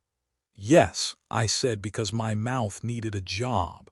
"We have your predecessor," she said, and the sentence did what a storm siren does to your skin. "Found inland on the floodplain, 300 yards off the high water line behind the grain elevator. No flood in a week. Tag reads hail, Jonah, official cause, pending paperwork, drowning." I made a sound that tried to be a word and remembered itself halfway through. Inland. She let the syllable sit where it wanted. "Sheriff Greeley thought you'd want to. I was going to say the word is closure, but that's not the word." "No," I said, and the word did its work anyway. "Can you come now?" she asked. "We'll keep him out for a bit. I don't like making people wait for the dead when there's no scientific reason to." I said yes and found my shoes and learned new ways to fumble with laces. The church keys were already in my pocket because I had slept with them there like a boy with a pocket knife he doesn't deserve. On my way out, I nearly tripped over the garbage bag of bedding I'd stripped at 3:30. The creek mud in the sheets had dried into a geography you could teach the 5th graders with. Outside, the air tasted like nickels and wintergreen. Sheriff Mara Greeley idled at the curb in a county Ford that had a cough it couldn't afford to fix. She didn't speak first. She set a cup of gas station coffee on her dash for me to see and another in the cup holder to keep. She drove without the radio. The road along the river wore its frost like a thin excuse. "They called me at the same time," she said at last. "Dr. Levitt's new, came from Dayton. Knows how to say I don't know like it's a medical term." "What does she know?" I asked. "That we found Jonah where the river isn't," she said. "That his lungs look like the river anyway." We passed the grain elevator. It sat like an old confidence man doing his best impression of a cathedral. Beyond it, the floodplain rolled out in wrong browns, a stubble field that should have been corn. The county had no business being this quiet. The coroner's office shares a building with the county's animal control and a planning department that has been planning the same road since 1989. Inside, the hall smelled like pine sol and socks. Dr. Levitt met us at the swinging door to the back, pushing a strand of hair behind one ear with a glove she did not remove. She was younger than the job wanted and older than the town deserved, 40 maybe, with a mouth that believed in straight lines and eyes that had learned to count backwards from 10 in more than one emergency room. "Sheriff," she said to me, "Reverend." She did not offer sympathy like a wet towel. She nodded toward the back. "We're keeping him chilled. I can walk you through what I can say, if you'd like to see." I nodded before my sense could catch up. The room was white in a way I do not trust. Paint trying too hard, light trying too much. The stainless telling you everything about your reflection and nothing about yourself. The body lay under a sheet the color of statements. Levitt peeled it back with the courtesy you use on a sleeping animal. He was Jonah and he wasn't. The way the dead are everyone you love and nothing you recognize. The work water does is thorough and patient. The river had made him its hymn and sung him back out wrong. His chest bore the pooling of someone who did his dying on his stomach and then learned a new gravity. There were abrasions across the clavicles and down the rib line the way rope makes its case without speaking. The hair at his temples had clumped into a priestly tonsure of river trash and luck. His hands had the tightness of a man who forgot to let go. "Lungs?" Mara asked. "Water," Levitt said. "The kind we can name. Diadems match the river. It's not an exact science. Diadems go everywhere, but it's not science either. No water anywhere else that shouldn't be, so we call it drowning." She paused. But, I said, so I could be the kind of man who asks for the things he doesn't want. Levitt pointed with an instrument that had the decency not to look like a spoon. "He's got rope rash on the neck, the kind you get from hanging or from fighting rope off. Not groove deep, not classic suspension, more like persuasion. And here," she touched his right bicep where a line of shallow abrasions ran full circle. "Bound, then freed. Not neat. Whoever tied him didn't pass Boy Scouts." She glanced at Mara, "And this?" She lifted Jonah's lower lip with a cotton swab and angled the jaw under the light. Between the molars at the back, tiny tan fibers made a line like a mustache. She tapped a tray and a tech kid with his hair trying to be an apology handed her a little evidence bag. Inside, more fibers darker, with a twist you see in rope that's taken weather and developed opinions. "In his teeth," Levitt said. "He chewed something, rope or a rope friend, hemp, sisal, jute. He had help getting it into his mouth. Hands were tied, or he's more flexible than I am willing to imagine." I swallowed a joke I didn't want and lost it anyway. "He chewed a rope." "He chewed," she said, "on something rope-like. And these," she held up another bag, tiny flecks like white fish food. "Enamel, not his, too small to be his, unless he swallowed a child recently, which I am hoping we can all agree is not likely. The enamel's been in something acidic enough to score but not dissolve." She peered at me as if I might declare communion wine a solvent. "It has a smell, penny, citrus." Mara exhaled in a way that made the room adjust itself. "What about dental records?" she asked. "We can confirm him." "Already did," Levitt said. "Fillings match, crown on #13, chip on #8 with composite like a good dentist would. That's Jonah, but the bite pattern on a piece of rope Sheriff brought me from his bell tower." She paused just long enough to let me envy her courage. "Do you mind?" She gestured to a side tray. Mara lifted a brown paper bag, the kind that used to mean lunch and now means evidence. She shook a loop of rope into the light. Old hemp turned the color of bad tea. The end had been chewed, not cut, not frayed from rot, but chewed. Marks showed where incisors had worried at fibers, where molars had dragged and crushed, where something like a canine had left a crescent the way a crescent moon leaves its opinion across a lake. "Pulled this from under the trap ladder," Mara said. "Not part of the bell rig. Old coil someone stored on a peg a generation ago, on the floor below the ropes. We didn't see it at first. Nash kicked it and cussed.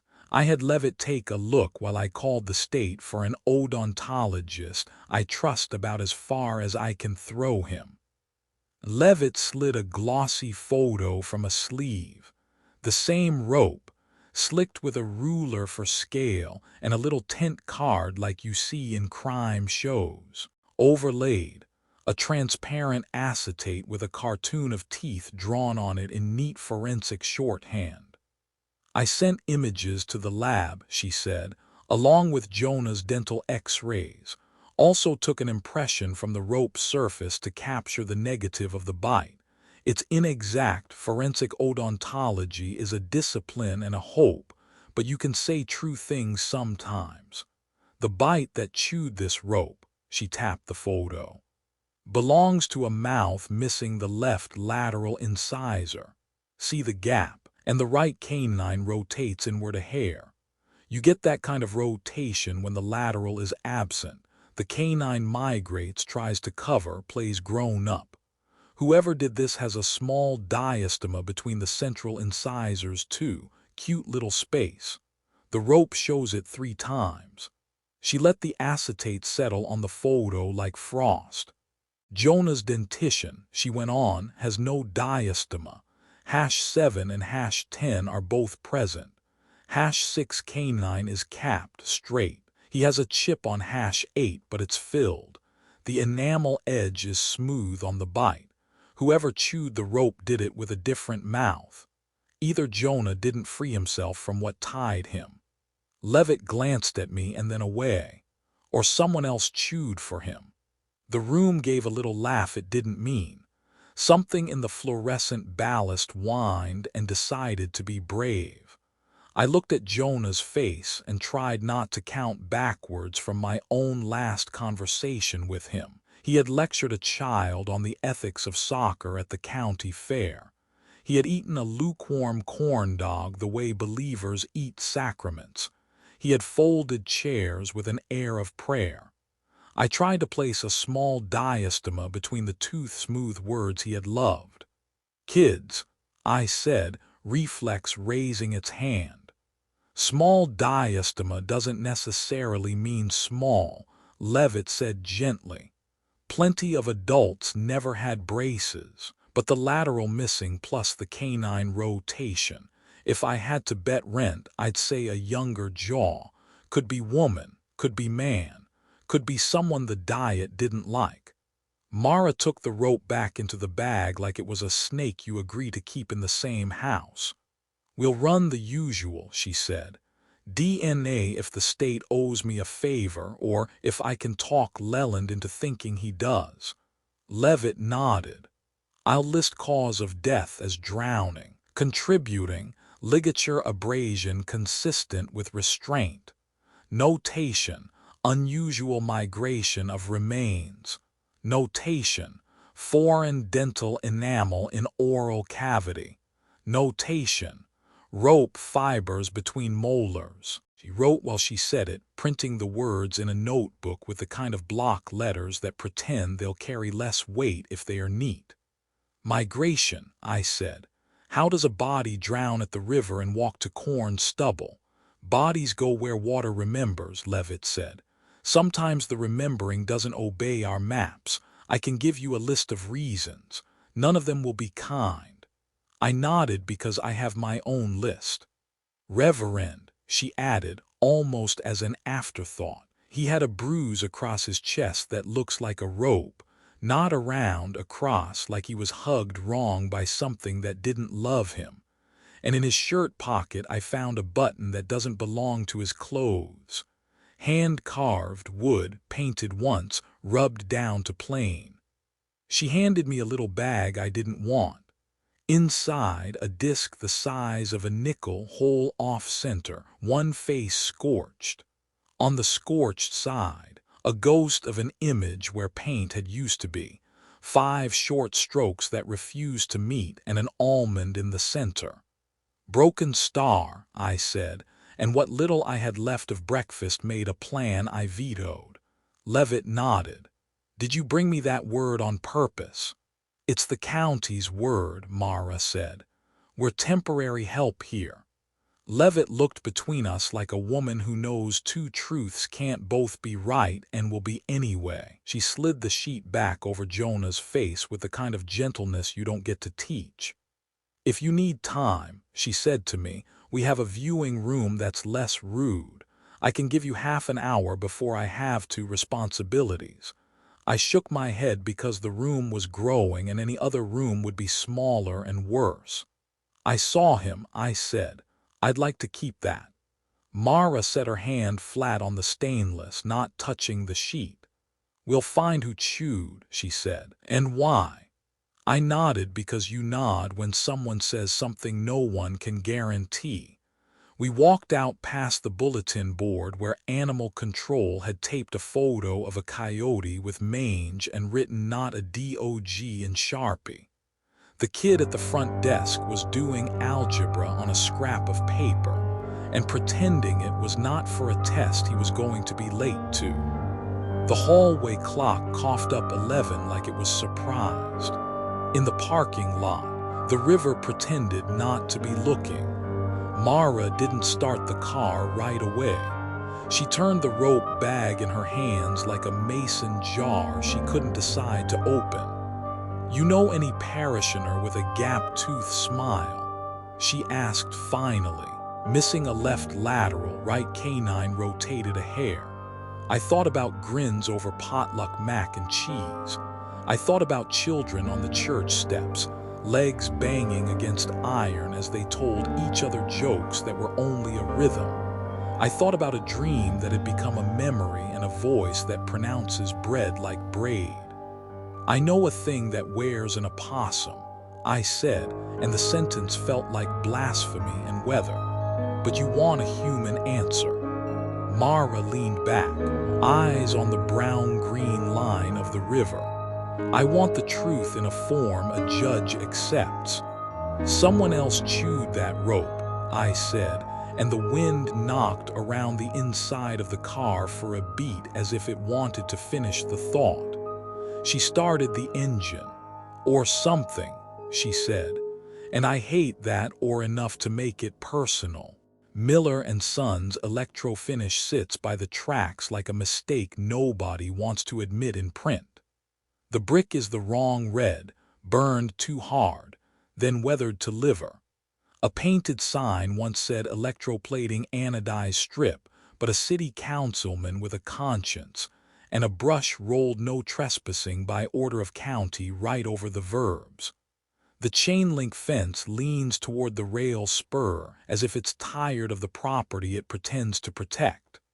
Somewhere in the rafters, a pigeon coughs. Sheriff Mara greedily shakes the gate with 2 fingers and it opens because of course it does. That is how our county locks its sins, with performative iron. Got permission, she says. Also got a tetanus booster in the glove box if you need it. What about a priest? I say. That's your department, she answers and smirks with the part of her mouth that still believes in jokes. We didn't come alone. Harlan Fitch from county property eases out of his pickup like a complaint getting out of bed. He is the kind of man the courthouse grows on purpose.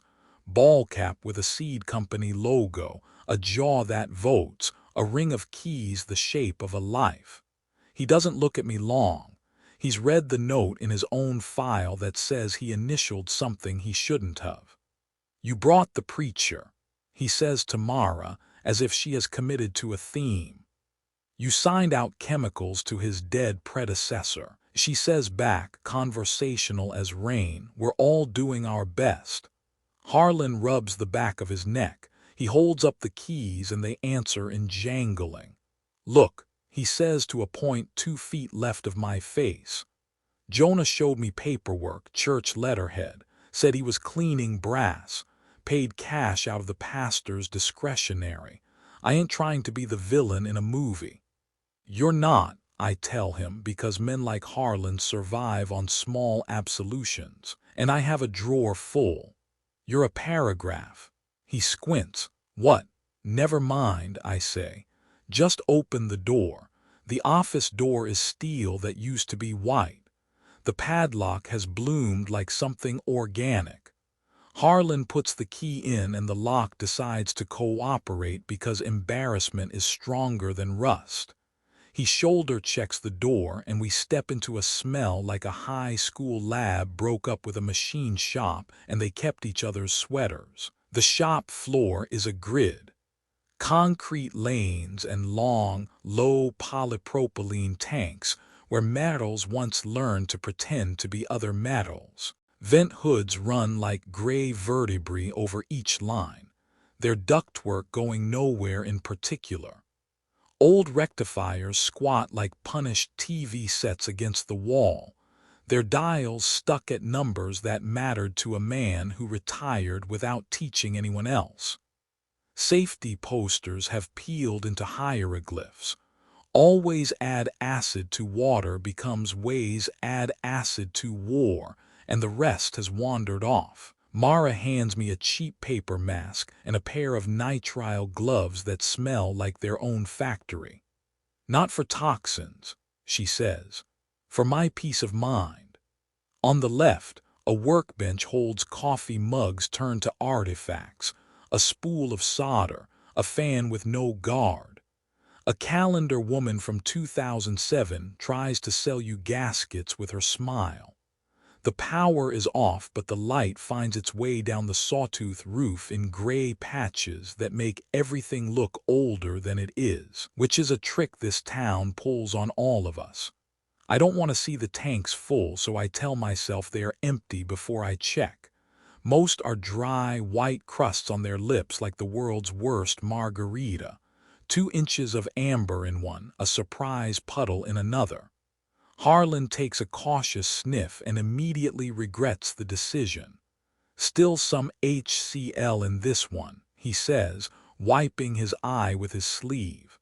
And that there, he taps a brittle label with a gloved knuckle. HNO3, nitric.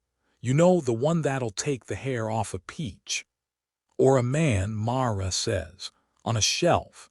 Carboy's the color of dirty honey, stenciled hydrochloric acid 32% and nitric 70%. A couple of mason jars among them like a joke masking tape on their fronts with the hurried handwriting I'd learned to recognize. HCl No 3 RW. On a jar with RW, the W is scratched with something sharper than marker, a knife tip, a nail. The tape itself looks fresher than the shop deserves. A fly makes 2 circles and decides there are better places to die. Ledger'll be in the office, Harlan says, grateful to have a task that involves paper. He points with his chin at a door with wired glass. 2x4s are bolted across it from the outside, a brace that says somebody wanted that door to stay put in a hurry. Who barred that? Mara asks. County did when we seized the property, Harlan says, too quick. Kids like to get in. Lot of copper in here. They don't read the labels you leave them. Mara says, and finds a socket wrench in her coat pocket like a magician with habits. She unscrews the lowest bolt while Harlan does the top. When the last bolt hits concrete, the 2x4s decide they're tired of being vertical and lean into us. The door gives a fraction, then stops. Something's set against it from the inside. Office has a bar too, Harlan admits softly. Owner was a paranoid cuss. Kept the last 6 months of records in there when the state started looking at runoff. He taps the glass with a fingernail. You can see the desk, though. We peer through the wired glass. The office is a bunker. Metal desk, a tall safe the color of depression, a corkboard with receipts on pushpins, a calendar with a yellow dog in a field that must have been someone's hope. The desk holds a ledger, big, bound, green, that looks like a family Bible in a home that believes in chemistry. Beside it, a wooden stamp and an ink pad. Something has shed salt across the floor like a spill. Let's walk it, Mara says. We go back to the bench and find a stool tall enough to be undignified. I climb and throw my weight against the upper corner. The door whines a little. The bar inside must be a 2x4 on brackets. Harlan gets his pry bar like a man deserving of a theme song. Don't break it, he says to Mara as if she is the breaker of all things. She chooses not to answer. While they worry wood, I drift the way a bad idea drifts toward a thing it wants. The ledger visible through the wired glass glows the way old paper glows when it's about to be rude to everyone. I slide my phone up to the glass to get a photo, then curse under my breath at the wire's diagonals. The camera's brain replaces what it can't understand with polite lies. Hold up, Mara says between grunts. If we can't get the door easy, we'll get the window. Harlan. He shrugs. It's county property. Then county won't mind, she says, and puts the maglite through the lower pane with a discipline that suggests she has broken more sacred things than this and lived. The glass sighs into safe cubes. She clears the remaining teeth with the pry bar and slides her arm carefully through the void. The ledger sits just within reach, like a deer that has learned to listen for shoes. Got it, she says, and drags the book across the desk into the crook of her elbow. She passes it out to me like a baby. It has that ancient weight that makes you set your jaw. On the cover in gold, purchases/receipts, and beneath it Miller & Sons electro finish. The first page is innocuous enough. 2006-2007. Prices for boric acid, plating salts, an invoice for a new rectifier that cost enough for a sermon on stewardship. The farther I turn, the more the columns go crooked, the way books do when the person writing has stopped being a person and started being a need. Nitric 70% pops up often. Hydrochloric 32% pops up more. On the margin of an entry from April, the last number smeared by a thumb, someone has written in pencil, Aqua Regia, and underlined it twice. On a later page in the impatient hand I know, RW for Bones, JH, PD Cash Cleanup. Beside the line item nitric acid is a little mark that could be an initial, could be a tick, could be someone making their hand prove they were there. In a different pen, cheap blue ballpoint, oct by Harlan. I hold the book up. Harlan takes one glance and redistributes his weight the way men do when a chair shifts under them at a wedding. I wrote the OK, he says, the letters the size of sorrow. Jonah said, he said, some old clapper bronze had green on it, needed stripping. Brought pictures. You could see the verdigris. I figured it made sense. I ain't a chemist. He put 50 cash in the patty tin. I put it on a post-it. I put the post-it in the ledger. It's not there because the office door is barred from the inside and the ledger isn't, Mara says mildly. Somebody took it out after the bar went on. The contractor, Harlan says quickly as if answers are a currency and he's found a handful in his coat. We had a contractor inventory the place for auction. He had permission. He had a letter. What contractor? Mara asks. Name of Kroll, Harlan says. Silas's boy or grandson.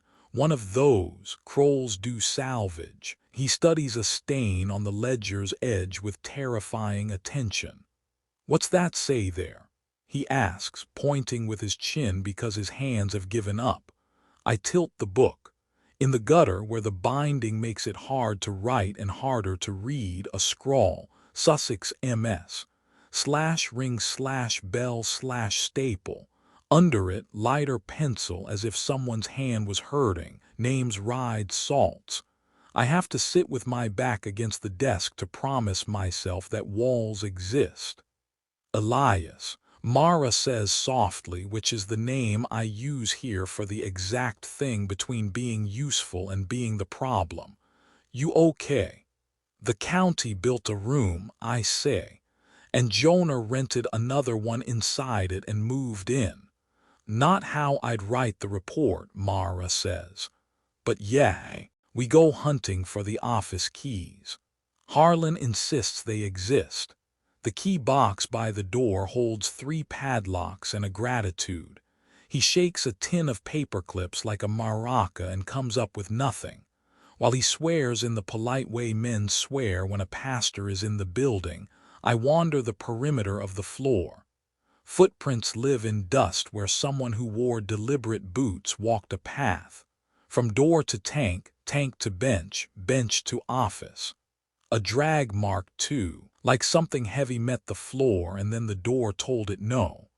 We find the keys at last, stuffed in the back of a drawer under a stack of MSDS sheets that have yellowed the way hospitals yellow. The key labeled office inner looks like it would rather retire. We loosen the exterior bar bolts we replaced because we are citizens. The inner bar catches our efforts and gives us its not today. Through the hole again, Mara says, rolling her sleeve. She reaches in up to her shoulder and feels around for the bracket. There, she says, I can almost. Her radio chirps as if it's been listening the whole time. Dispatch. Unit 1 report received. Children at the old fairgrounds possible trespass. Another voice steps on it, Nash asking for lunch instead of duty. I read my own shame into the sound. There's a bracket, Mara grunts, arm lost to the elbow. I can't wait, okay. Something thumps inside. The inner bar drops to the floor with an offended cough. She backs her arm out, checks for blood, finds old dust instead. Ready? She asks Harlan. Ready as a man gets, he says without meaning to be poetic. We open the door together. It pushes a little as if someone inside is being polite about losing. The office air is still and tastes like old paper, pencil shavings, and something not in the periodic table. The ledger's absence leaves a rectangle of clean on the blotter. On the floor, the salt I thought was a spill is not. It is a ring. Not a perfect circle. Human hands made it, and human hands no worry. Thick in places, thin where somebody's cuff brushed it. In the ring, along the inner edge, symbols drawn with a wet finger so the salt clumped, broken stars, little eyes, a lazy ladder that starts nowhere, goes nowhere. The ring is unbroken, or broken and remended so often my eye can't tell the history. At the center of the salt, on a square of burlap, sits an opossum skull. It is clean in the way only time and intention make things clean. The zygomatic arches are whole. The teeth are all present, all 50, worryingly numerous, a grin the animal never owned in life and cannot stop owning now. A thin leather thong threads a hole in the occipital, the knot tied with a human's patience. The skull is empty. No cotton, no wax, no dirt. It is a mask that has mislaid its face. The ring of salt keeps its promises to whatever is not there. No one speaks. The shop fan that hasn't run since 2010 decides to tick once, settling farther into its grief. Outside, a train passes without giving us the dignity of a horn. Harlan takes one step backward without consulting himself and finds the doorframe with his shoulder like a man who needed finding. Mara sets one boot inside the threshold and then thinks better and sets it back out. Don't break that line, she says. The barred office door breathes just once with the building, and the skull grins at the empty it used to fit. The first Sunday of the month is the one that pretends the world will mind itself for an hour. I laid out the trays before the ushers arrived, little plastic cups nested in chrome that once tried to be silver. The bread was the kind Sister Dottie bakes in a sheet pan and scores with a pizza cutter, soft enough that the crumbs behave. I set the pitcher of Welch's in the sink, and let it decide its own conscience. The sanctuary lights warmed the hymnals into the smell of library and lemons. The air registers rattled once like a polite old man clearing his throat. I chose 1 Corinthians 11 because I am not clever. For as often as ye eat this bread and drink this cup, ye do show the Lord's death till he come. There is a comfort in old sentences that know where to sit. I put a sticky note over, without discerning the body, not because I feared the line, but because I knew I would lean on it too hard if I had it bare. By 10:42, the sanctuary was doing its math. The masons in their corner pew, the Rabbi-Doc's twins spinning bulletins into tubes, Harlan Fitch sitting 4 rows from the back like a man who wants credit for attendance and forgiveness for leaving early. Sheriff Mara Greeley slipped into the last row with the soft step of a hunter who intends only to watch. When she caught my eye, she didn't shake her head or nod. She set her cup of coffee beneath the pew and made her face into its sheriff shape. We are all uniformed somewhere. The carillon did what it was told at 10:45. Pretend bells that don't startle anyone except the pigeons. And for once, that would have been the whole story. I stepped to the pulpit, set my Bible on the green felt, and did the little throat clear that means we are about to pretend that everything we're not saying has manners. "Welcome," I said, and meant half of it. We sang Blessed Assurance until the altos forgave the sopranos. I read the psalm the way farmers read the sky. I sent the children to the front for their lesson. In our county, we still do that. We trust a man to talk to other people's children without a slide deck. They came shy and rowdy, knees showing under hems, a dozen souls that smelled like Fruit Loops and hand sanitizer. Among them, Lark Kroll, Silas's granddaughter, age 8, in a dress with strawberries and boots that had lost their pink to the river. Lark is the kind of child who tells you one fact too many when you ask how she is. Her hair did not understand the brush. When she sat, she kept her hands not in her lap but on the wood, palms open, the way people sit in courtrooms. "What is communion?" I asked, because I am a coward who hides behind questions. "Snack for Jesus," a boy said appropriately. Like remembering, Lark added, "Eyes not on me but on the trays, and promise." "That's good," I said. "That's exactly right. Lark began to sing. Not a melody anyone taught in choir. A rhyme old and sweet, the kind of rhythm children inherit before they know they are inheriting. But the cadence, it didn't belong to the child who wore strawberry cloth and scuffed boots. It leaned the vowels wrong and put its weight on the ends of lines like a woman from a century no one admits to. "1 for the bucket, 2 for the bell," she chanted, soft at first, 3 for the root where the drinking fell, 4 for the staple, 5 for the well, 6 for the salt that keeps what tells. "Lark," I said gently, because that is the shape your voice takes when you don't want to scare a fox. "Sweetheart, where did you hear?" She kept going, voice steady, accent borrowed from a stranger's mouth. R's dropped like laundry, A's flattened the way the oldest women in our county still do when they're tired of company. Her eyes weren't wrong exactly. They were busy, like the eyes of someone reading through a window. 7 for the elm that leans and keeps, 8 for the names that float like sleeps, 9 for the midwife's quiet feet, 10 for the lad the rope made sweet. The sanctuary, trained in silence by funeral after funeral, found it still. I heard Sister Dottie's bracelet stop halfway to her neck. Harlan looked over his shoulder instinctively, as if the rhyme had entered from the aisle. Sheriff Greeley didn't move. Her hand lowered toward her belt, then thought better, then found the pew back and stayed.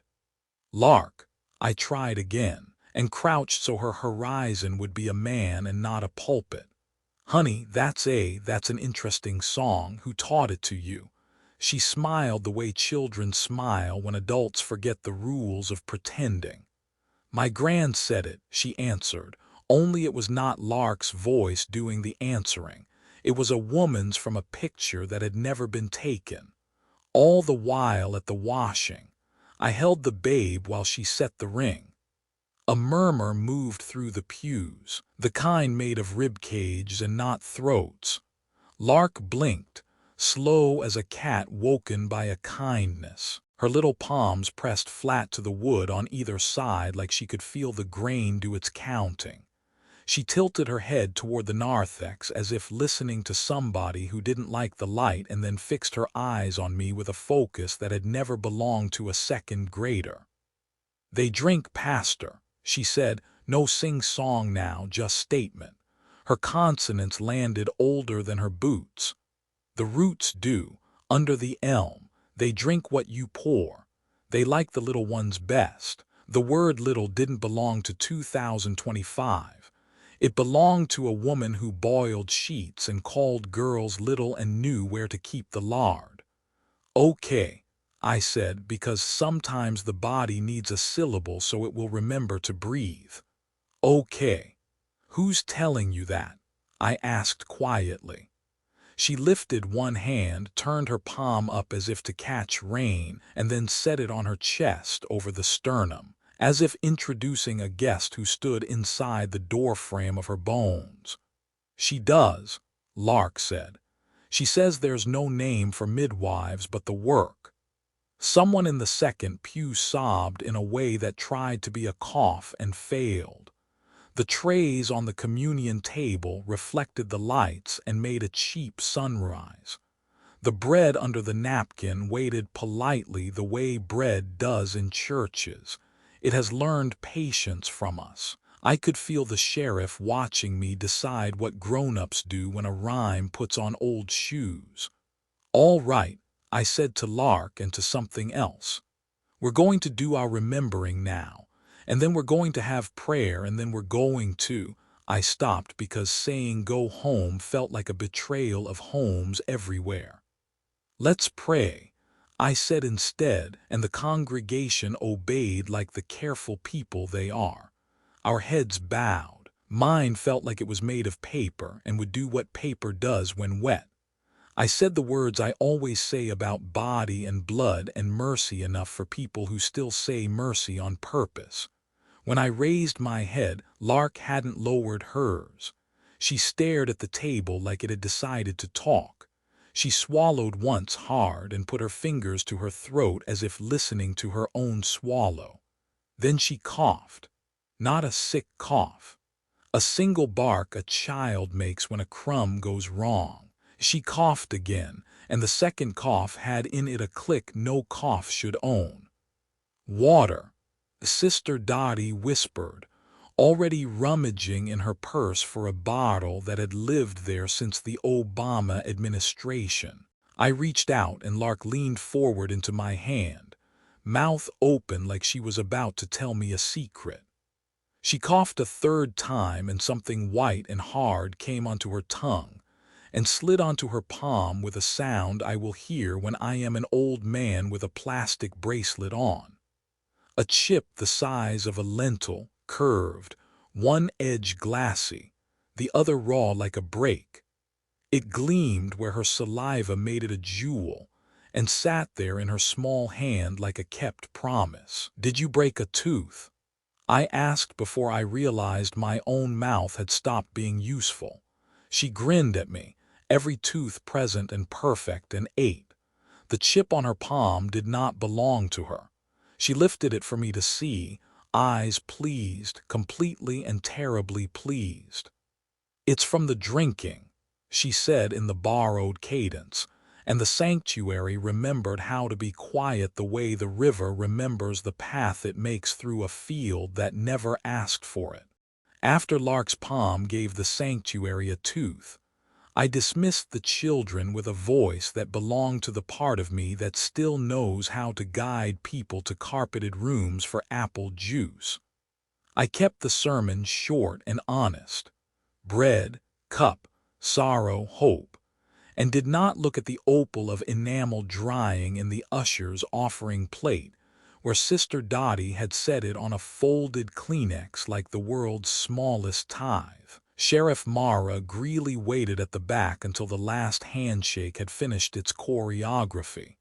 "We need to talk to the Crowells this week," she murmured, eyes flicking past Harlan as if the man were a shared ache.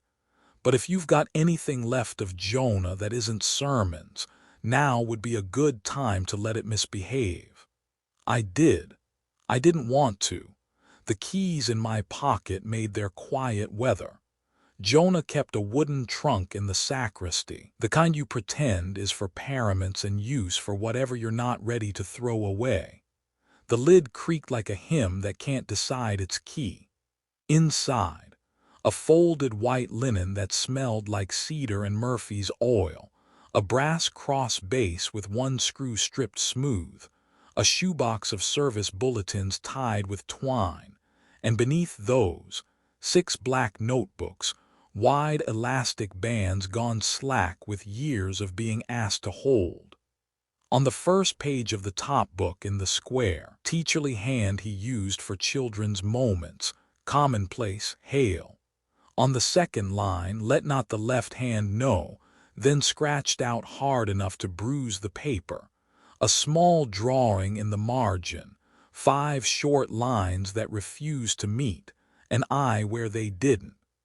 I took the notebooks to the parsonage kitchen because the sacristy felt too full of witnesses. I set a towel over the table to pretend at control, and worked the elastic off the first volume like a nurse easing a band off a wrist. The pages were a kind of man's weather report. Sermon skeletons, shopping lists, Greek words squinted at, quotes copied clean, prayers half-started and forgiven. Interleaved at first sparsely and then with a frequency that made the coffee forget itself, came the other thing. He titled one spread on transfusion. Not blood, he underlined, not flesh, name. A passing not by blade but by bell. He had copied, in a neat hand, a paragraph from a source he called the Sussex MS. The same ugly woodcut thing I had pulled out of the crawl space and then taught myself not to dream about. He bracketed the words he wanted to argue with and starred the ones he intended to try. A rite of transfusion, whereby the person's soul breath may be drawn across between issue and ancestor if the seal be set and the salt accept the name. Jonah had annotated in the gutter, note, issue equals descendant, midwife as office, not witch. Below, a diagram in pencil, a ring drawn as a salt circle with 6 short breaks patched over, each patched place marked with a tiny eye. At the north of the circle, the word ELM, at the east, bell, at the south, well, at the west, staple, and I saw the iron in the tree's trunk the way it shines without sun. In the center, a square pad labeled mask. Off to the side, a bucket sketched as if he'd had to look up how to draw one and hated the exercise. He listed ingredients like a recipe a church lady would slide you on an index card with a smile and a warning. Milk tooth of issue for the token. Breath joined to the bell at 3rd hour. Ring of iron, staple for the seal. Salt that keeps, he circled those words twice. Midwife unnamed, called by work not lineage. Mask/familiar, he writes, then crosses out familiar, then prints companion and underlines it until the paper gives up. Well water, he adds, or river. Baptized, he writes in quotation marks and then apologizes in parentheses. In the margin, he drew a hand pointing, the old printer's dingbat that lives in men who love old books, and wrote, names ride salts, then smaller. If fire, ash equals salt, ash keeps the name. And then smaller still, if name is kept, body may learn the wrong mouth. I turned pages with both hands and none. Lark's rhyme sat in my ears like static trying to grow words. The notebook's spine remembered how Jonah had held it when he wasn't planning to write and wasn't willing to admit it. He had copied a portion of the county list I'd found on microfilm and put stars beside him. Woman, called midwife, and boy, unnamed. He had underlined hanged at the elm on the commons and added, elm equals anchor, staple equals seal, bell equals breath. On another page, brackets around a paragraph that made my ribs avail themselves of the old trick where they decide to be too tight. The transfusion is a courtesy for those wronged by law. The old shall borrow the issue. The issue shall be kept in the old's bone until the right be undone. He wrote in the deepest black pen he owned, no, then not courtesy, theft, undo. The more his handwriting leaned toward certainty, the more his margins filled with maths that weren't math. How many strikes of the bell at 3:03? How many teeth to float in the bucket to instruct the water? How much salt to rim a circle so that the breaks may feed? He drew the broken star larger than a doodle and wrote, seal when seals are wanting, the language from the covenant deed, as if the law had written instructions and nobody told it. In a late notebook, the paper gone soft under his hand, I found a page that had soaked up something that wasn't coffee. The ink had bled and then decided to forgive. At the top, in a stern, printed hand, he'd given himself a title, The Covenant of Transfusion, Riverton. Below, a copy, not merely notes from something older, the voice uneven, a clerk's valley accent bleeding through the centuries. Let the bell ring 3 at the witching hour, and the woman in the work stand by with salt, and the staple made ready to seal. Let the issue be brought, or else tokens of the issue, milk tooth or hair that hath not been slivered. Let the elm not be felled, let the well give. Let pitch be called if he be kindly. The line under pitch Jonah marked until he broke a pencil. Kindly he had boxed like a liar. In the gutter, he speaks in grandmother. Then, mask equals opossum, with a question mark that became a groove. Farther in, a page headed UN doing. Half the page was regret. The other half was a list of materials that made my hands remember jars and labels I wished I'd never learned to read. HCl. No 3. He never wrote Aqua Regia in English the way a coward never says a name plain. He used symbols as if chemistry could be a disguise. Then he let his discipline go and wrote in an impatient, ordinary hand, Royal Water. Then under it in tiny letters, for bones. I turned another page and felt, not saw, how the notebook had been thickened at a certain point. He had slipped something between pages, a pressed leaf as thin as intention. It had the shape of a maple, 5 points, small enough it must have been from the tree down by the parsonage where the children make halos in October. It was brown as old tea and lacquered flat with the oil from a hand that was not mine. I did not move it. Not yet. I read the lines I could without changing the page. Jonah had copied a passage that sounded like it wanted to be a legal document and a spell, and achieved both. The salts are the keepers. Where the ash remains, the name abides. Strike not with fire, but with royal water that eats the ash and leaves no place for the name to sit. He wrote, angry, so obvious, why did we burn? He answered himself 2 lines later, because burning is tidy for the living. At the bottom, a shorthand Jonah had borrowed from his lab friend at the college, MLHNO3, MLHCl equals. And then a generous underline with a preacher's frustration, defeats the salts. The words ghosted through the paper and printed on the back like a watermark from a future I did not like. My fingers finally obeyed the curiosity they wished to despise. I slid the pressed leaf up by its stem and set it on the towel as if leaves bruise. Beneath it, Jonah had hidden, not because he wanted to, but because hope sometimes needs to be under a thing that looks like life, a recipe. In his neatest block letters, with a steadiness he saved for altar guild lists and cape sizes for the Christmas play, royal water defeats the salts.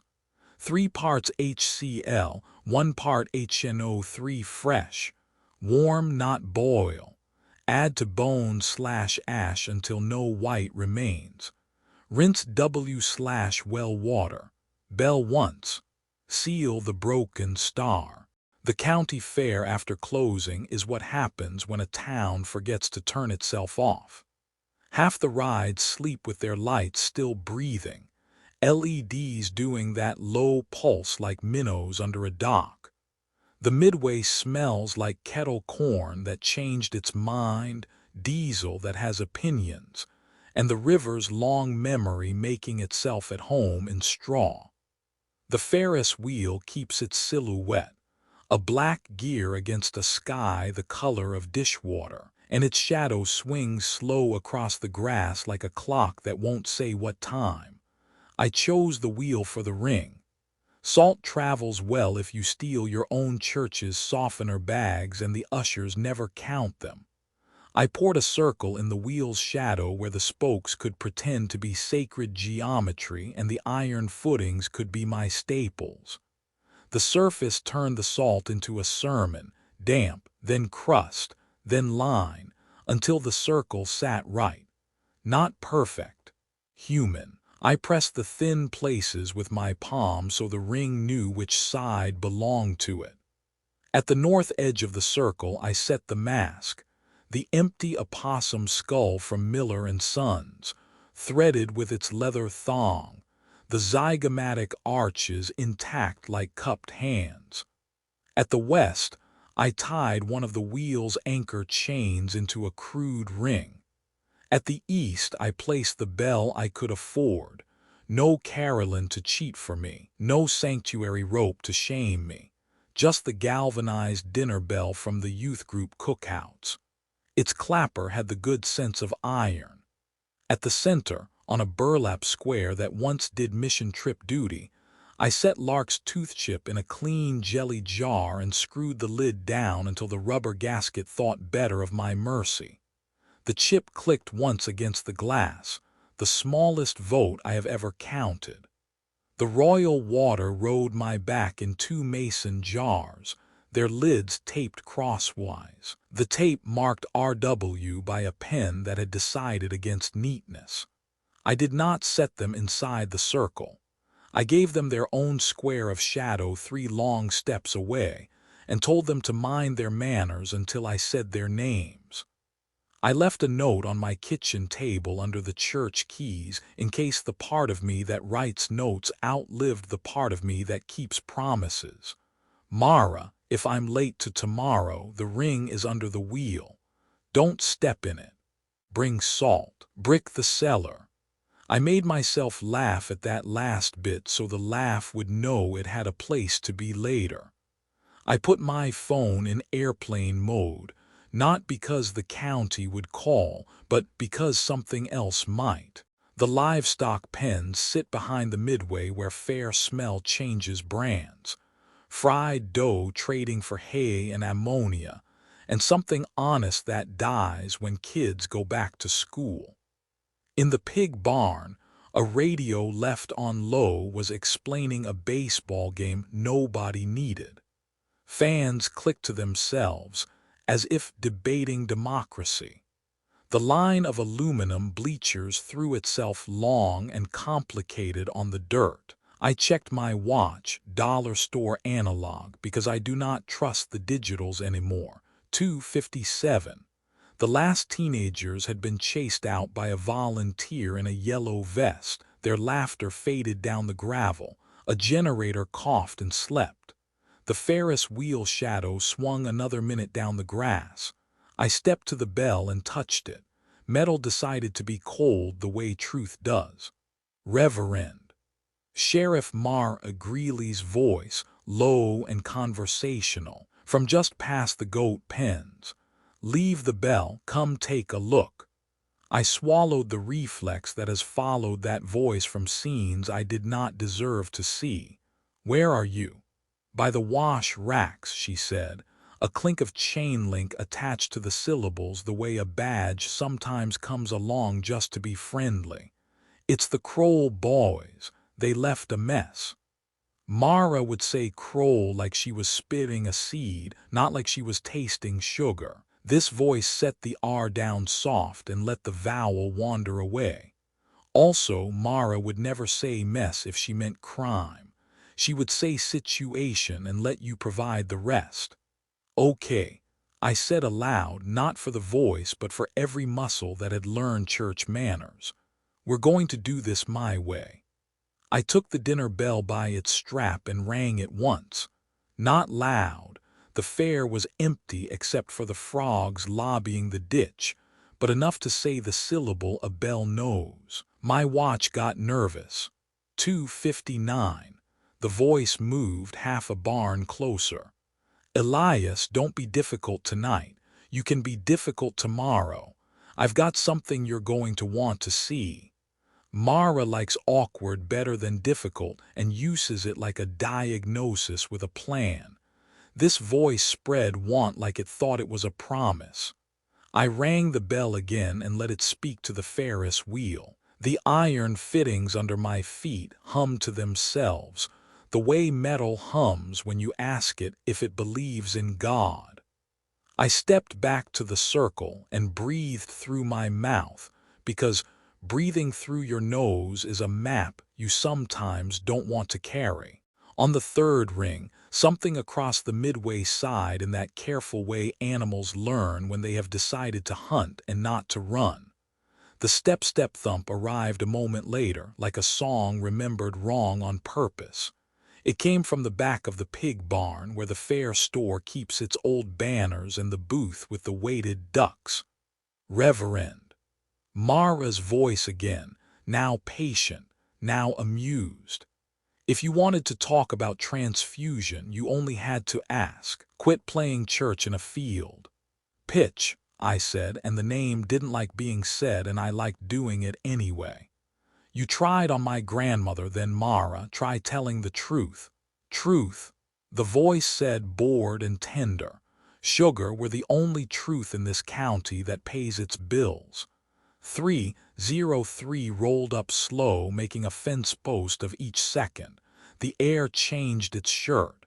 A rope on the Ferris wheel side without wind. Somewhere, a calliope that wasn't plugged into anything tried a little scale. The circle at my feet learned to be white in a way the grass didn't understand. He came from between the show calves, easy as a child sneaking cookies, and stepped into the world we'd rented. The coyote I'd seen in the kitchen dream made a lie of itself, lengthening until it was a man. Not tall, not short, the county's mean. Hat low in the style of photographs found in shoe boxes. Left foot missing below the calf. No stump, no sympathy, just the thump of something mastering subtraction. Over his face, tied with that leather thong I had touched hours earlier, the opossum skull, its 50 honest teeth making a liar of every smile I'd ever preached. He smelled like pennies that had been in creek mud too long and then remembered air. His shoulders were narrow and meant for doors. The mask turned toward the wheel, toward the bell, toward the jar with the tooth, and I heard the smallest click inside each. Counting. "You brought the ring," he said in my sheriff's voice. Then in my grandmother's voice, pleased as coffee on a porch. "And salt too, smart boy." Then a third voice, one I didn't put on paper the last time because a man is owed something private even when privacy is a creature with a long tail. "I want him," I said, and my voice sounded like mine only because there was nobody else left over. "Give Jonah back." Pitch cocked the mask slightly. "We don't keep men," he said in Lark's borrowed cadence, and the lamb bar in the corner clanged its little tin against the pen as if to object. We keep names. Men keep themselves until they tire. Step in, I told him and pointed to the salt as if a man can domesticate grammar. If we're going to speak, we'll speak where things remember properly. He laughed first like Mara when a deputy says something that will be funny when the paperwork is finished, then like my grandmother when the pie sets right, then like the river does when it pulls at a root and decides to leave it for a season. Sugar, you never did learn who belongs to who, he said and stepped. The salt took that step into itself with the quiet a church soundboard makes when it swallows feedback. The circle did not glow because this county does not gift us that kind of comfort. It held. The mask turned, taking inventory, north the wheel, east the bell, west the chain, south the wash rack, center the burlap square with the jar. The opossum grin found the jar and sang softly the way a knife sings when it touches a stone. He lifted his hand, gloved in nothing, fingers thin as memory, and reached to unscrew the lid. No, I said, and set my boot down on the jar to keep two worlds from deciding I didn't care which. He turned his head a fraction. The opossum teeth said nothing. Something behind them waited for a joke it had rehearsed. I don't want what I can't pay for, he said, but I will take a loan. You don't get lark, I said. You don't get anybody's mouth but your own. He tilted the mask back as if a man were tipping his hat. The thong at the occipital snagged a little where leather always snags if you don't love it enough. Beneath, where face should be, there was the idea of a face, the kind you see in old windows when you're not ready to be haunted and the glass doesn't care. It leaned toward me the way a mirror leans when the man in it wants to be closer to wrongness. Or, he said in Mara's voice, and the vowel hit exactly right this time, like he'd been practicing while I slept. You could come with me behind the pens and let me show you how a staple learns mercy. I stepped closer, until the leather thong that kept the skull polite brushed my knuckles when the wind remembered its chores. I brought the bell, I said softly. I can ring it for you. We can do this all the way through, or we can do it now. He looked at the wheel, shadow crawling across the grass, and the shadow looked back because everything in this town has an understanding with itself. He looked at the chain stretched into its ring. He glanced at the wash rack and its hose like a blessing that hadn't learned to be particular. He looked down at the salt and then at my boot and then at my hands. 3, he said conversationally. You know that, it's always 3. I do, I said and lifted my hand. The knife was the ugly kind you buy for church work and drywall both. A rectangle of a blade that lives in a notch box cutter, tape on the handle where a pastor's palm has earned callus not from the blade but from the holding. Elias, he said, in my mother's voice this time, a voice I haven't written down yet because I owe myself a small acreage of kindness. Don't be crude. I've been worse, I said, and took the step that made my father proud once in a year I will not list. Not across the ring, never across, but to the edge so the leather thong and my blade and the salt could all be neighbors. He reached, fast, inevitably, for the jar again because he was a creature who liked knowing the next thing. I leaned into the movement and took the slash I had promised myself I would have the courage for. The leather gave with that tiny cry all leather makes when it remembers animal. The thong parted. The opossum skull rocked forward in surprise, then dropped against his chest. It left behind the shape of a person the mask had trained the world to misunderstand. For one blink, one click of a bell clapper hitting iron, one fraction of a Ferris wheel spoke sliding past its own shadow, under the mask, Pitch John wore my face. We split the work because the recipe did. Breath to the bell, Jonah had written, and salts to their unmaking. You cannot be in two rooms at once unless you are a ghost or a county, so we chose our rooms. Sheriff Mara Greeley took the tower. I took the cellar. She parked two cruisers nose to nose under the west wall like a pair of hands steepled for focus. Nash showed up with the sleepy righteousness of a deputy who has promised his wife he will be home soon and meant it. Delbert from maintenance arrived with a tool bag that could fix belief.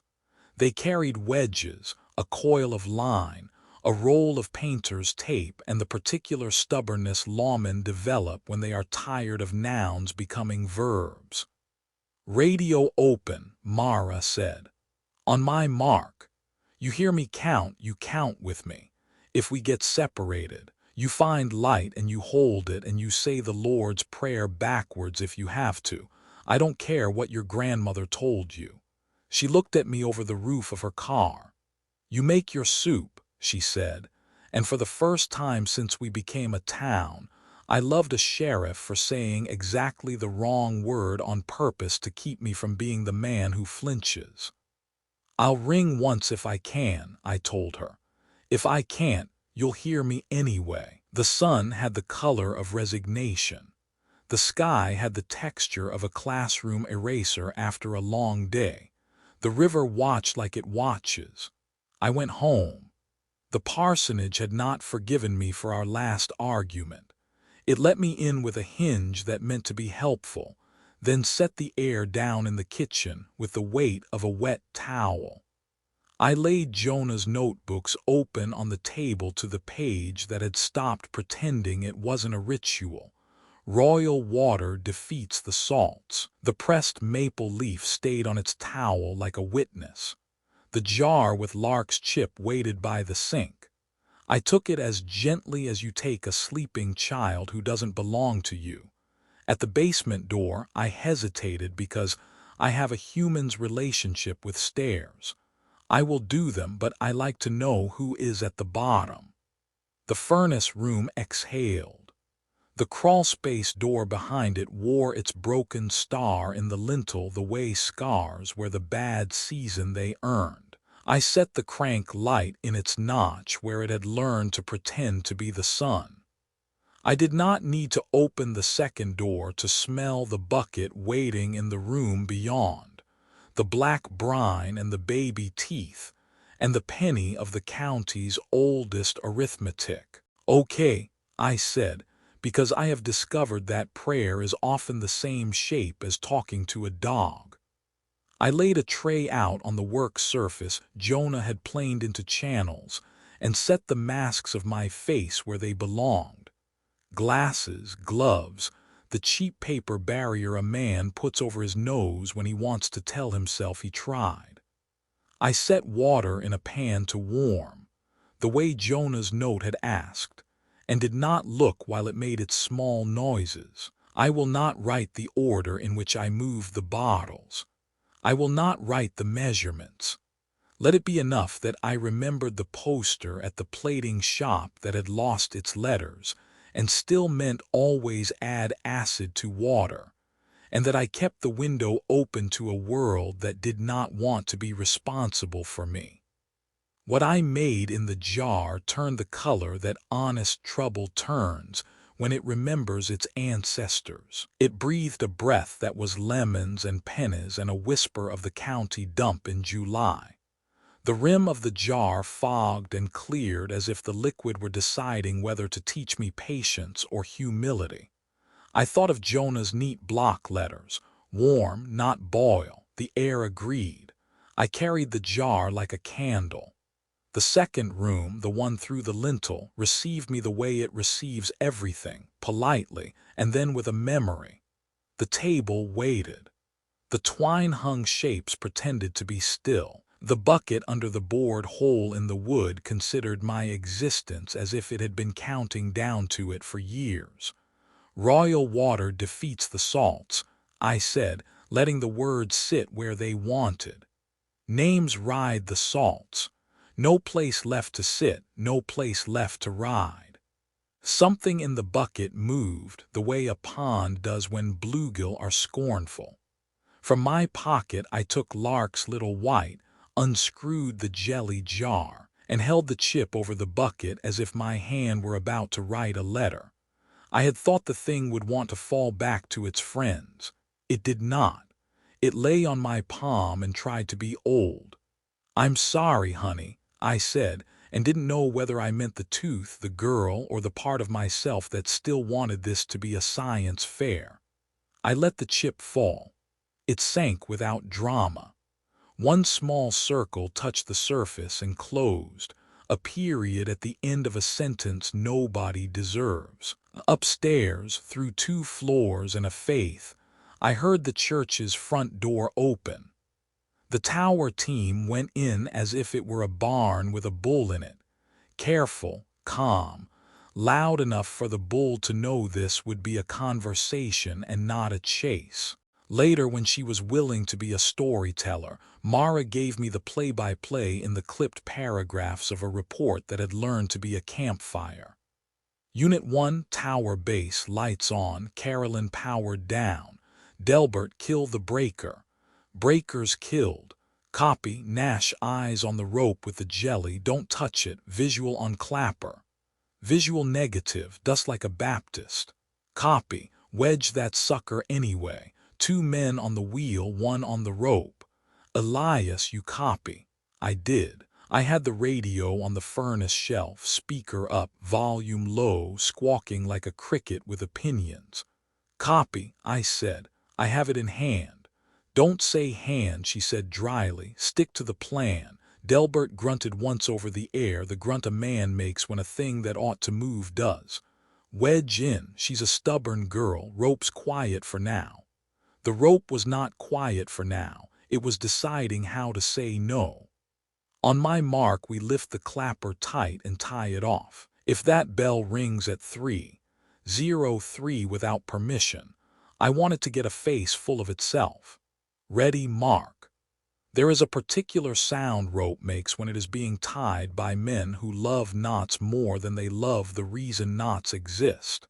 I heard it over the radio and in my bones, and in a place inside my teeth where Saltpeter had come to lay his head when he is too tired to pretend to be anything but himself. The jar in my hand breathed like a big cat. I took up a ladle I trusted and dipped. I did not hurry.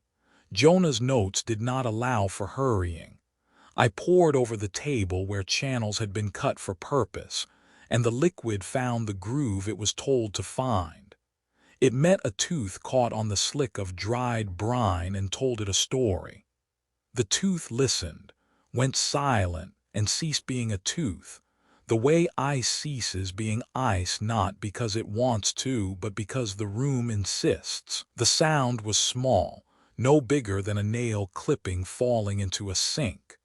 I did it again and again, building a trickle that ran toward the iron bucket and dropped from the table's lip like a decision. The liquid hit the black brine and the room learned a new smell, something like a thunderstorm inside. In the bucket, the little white moons rolled and then didn't. Patience went out of them. The skin of the liquid tightened and let go, tightened again. I could hear what old books call salts argue and lose. Over the radio, Mara counted without realizing she was counting. 2:59 and change, she murmured. 2 minutes. Don't look at your watch. Look at the rope. The slimed rope said step in the tower. It said step again. Then it said the third sound it has always loved, a sound the county pretends is an accident and is not, thump. Nash, Mara said. It's around me, he said quietly without shape. Feels like a draft. You know there's no such thing, she said. I know, he said. I poured. The liquid worked with a conscience. Enamel went to memory. Names, if that is what we dare call whatever rides the white that once rode us, found themselves homeless. I did not look into the bucket because the only mercy a man sometimes gets is the choice not to witness his own competency. Outside, the river put its palm to the siding like a friend asking for a cup of sugar. Upstairs, the tower decided to be full. Delbert more wedge, Elias say when. When, I said and meant it. I took the second jar, the one I had been pretending not to see. I decanted it slow into the first until the color told me the old phrase wanted to be true. Somewhere in the room an auger bit fell off its nail and arrived on the work surface with a clatter that learned to be helpful. I kept my hand steady and my mouth closed and my head tilted away so my eyes could be old men for a minute and not children. The channels in the table burped with the calm of a pond when a turtle decides your Sunday deserves company. Unit 1. Mara's voice arrived again, calm as a moon. Elias, at 3 you ring once. If it rings without you, you say so. You'll hear me, I said. Copy, she said. The house above me made a decision. One board settled into another board story with a long, slow no. Air paused in the stairwell as if it had been counting, lost its place, and decided to stand still in punishment. Down here, the star on the lintel remembered who carved it. The line between its points darkened, each stroke separate, none touching, the eye in the middle a bead that refused to move. I bent over the bucket and the bucket returned the favor. I did not see my face. The radio made the polite throat clear it makes when it has to tell the next truth. 3 minutes, dispatch said, cheerful and dutiful. Mara didn't answer. Neither did I. The bell loves a schedule. I poured, and the last white I could see in the channels, caught in a notch, clinging like a memory at a funeral, decided to be nothing. The bucket took what it was owed and the surface lost its shine. The way the eyes of a story lose their shine when the story doesn't get the ending it wants. The air went metallic and then tired. Elias, Mara said softly, like a woman waking a child. Now. I set the jar down and wiped my forearm with a rag that loved me. I took the little hand bell off the peg where it had hung since the year we did VBS on the theme of Jonah and nothing bad happened. I lifted it, not high, and rang it once. The sound went out the door, up the stairs, through the kitchen, under the sanctuary, through the tower, and into the elm because all bells in this county know where they are supposed to lay their heads. I heard you, Mara said, relief hitching once under the word. I heard me too, I said. Something moved on the stairs. Not the house, not the sigh of old wood, feet, step, step. And then, like a man whose body had learned a rhythm to accommodate subtraction, thump. Sheriff, I said into the radio, you have company. Copy, she said. So do you, stay on with me. I set the bell down. I turned toward the low doorway to the stair, the one that makes you duck even if you're humble. Light from the crank perched on the shelf washed that rectangle in the kind of yellow that belongs to quiet kitchens at Thanksgiving and interrogations. A shadow touched the threshold and pulled itself back like a cat who knows the difference between hot stoves and bad ideas. Up in the tower, Nash swore the way men swear when they realize their father was right about something.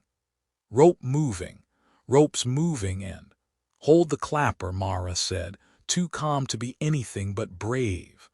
Delbert, wedge. The radio spat scratch that would have been words if interference weren't the language of the place between a bell and a man. Through it, and beneath it and not needing it, I heard the real bell make up its mind. 2 minutes, dispatch said helpfully because clocks never get tired of their job. On the stairs, something stepped down the last step and found floor. The air in the room lifted its shoulders. The lintel's eye fixed on something that does not love being fixed on. I lifted the jar again. I am not proud of the way my hand did it. It shook like an old screen door in a wind that knows the latch is forgetting itself. I poured what little was left into the groove, and the groove accepted the tithe. The bucket below answered by deciding to be still. The thing on the stairs put a hand on the door jamb the way a man does when he intends to enter a parish hall and eat casserole he didn't pay for. "Not here," I said, "not now." It considered the rule of grammar I had tried to give it. It considered its own grammar and what it owes no one. 1 minute, dispatch said. Up in the tower, Mara loosened an oath she had saved for a helpful occasion. "If you ring this bell without my say-so, I'm going to make you write a check to the county poor fund, you hear me?" The bell believed her about as much as this county believes a weather forecast. The door at the top of the basement stairs swung shut. Not a drift. Not a slow, sorry close of old wood finding its lover. A slam that pulled air with it like a tide. The house above shuddered from foundation to eaves as if someone had clapped the walls together once to see what would happen. The latch licked home with the sound a dog's tongue makes when it has finished what was in the bowl. The room went one note louder in its silence. I stood with the empty jar, looking at a doorway that had decided it wanted to be a wall. The radio tried to speak and could not. It crackled, a dry leaf on a dry day outside a combine. Then the bells, all of them, the polite carillon that had no power and the single honest bronze that did not ask permission, struck 3:03. The house whispered to itself, and the cellar learned the difference between under and below. The slam upstairs wasn't a door so much as the house deciding to be a fist. Dust shook out of the joists and wrote its name in the cranklight's beam. The latch bit wood with the satisfied click of a dog after supper. The radio crackled something that wanted to be Mara and settled for weather. Above me, the bells practiced their old arithmetic, 1, 2, 3, and the third note found the screw in my molar the dentist swore he'd replaced. "Okay," I told the room that smelled like pennies with opinions. "Okay." The old crawlspace had never pretended to be a secret. It had simply waited for me to remember it didn't owe me a map. Behind the furnace, the low door with the broken star lintel sat at a sulky angle, the hinge long since learning to say no until someone insisted. I set the jar back in its cradle a moment, slid the tool chest aside. Jonah had taught it to roll. It remembered, and leaned my shoulder into the planks. Wood complained like a deacon. The door gave an inch, then an intention, then half a county. Cold earth air slid into my mouth the way baptistry water does when you forget to close your lips. The crawl was the height of a sin you weren't proud enough to name. I took the jar in one hand and the handbell in the other, the way a man might carry an infant and the tithe it deserves, and pushed ahead with my knees on the old brick, my ribs counting joists like rosary. Cobwebs made their democracy. The foundation's fieldstone remembered ice ages I couldn't pronounce. In the far corner, the old clay drain opened to darkness and faith. No one in our church ever called it a drain because that word belongs to houses with plans. It was a tile run that someone's grandfather and somebody else's youth group had knocked together to give the basement an opinion during high water. It dove under the sill, ducked under the sidewalk, wandered under the low cemetery wall where the ground has a way of forgetting itself in March, and came up near the only tree that knows everybody's middle name. The elm took the county like a dare. Even at night, its black reached up into dark the way a hand does at invitation. The iron staple set in its trunk had a shine that didn't require light. The curve glinted the way the buckle on a sheriff's belt does when the room is trying to behave. Storms had had their conversation with it all spring. One long scar ran down the trunk where wind had asked, and the elm had said, "Fine then." The last squall found the seam and worked it. The tree stood split, not dead, not alive exactly, a split that made you want to apologize to somebody and you never knew who. I wedge-crawled the last few feet and lifted the old iron grate that keeps raccoons from discovering secret passages. The night, river-breathed, far fairground sour and believing its own fog, met my face. I pulled myself through and stood with dirt on my knees and in my mouth, and remembered how the cemetery laughs at you for dressing up.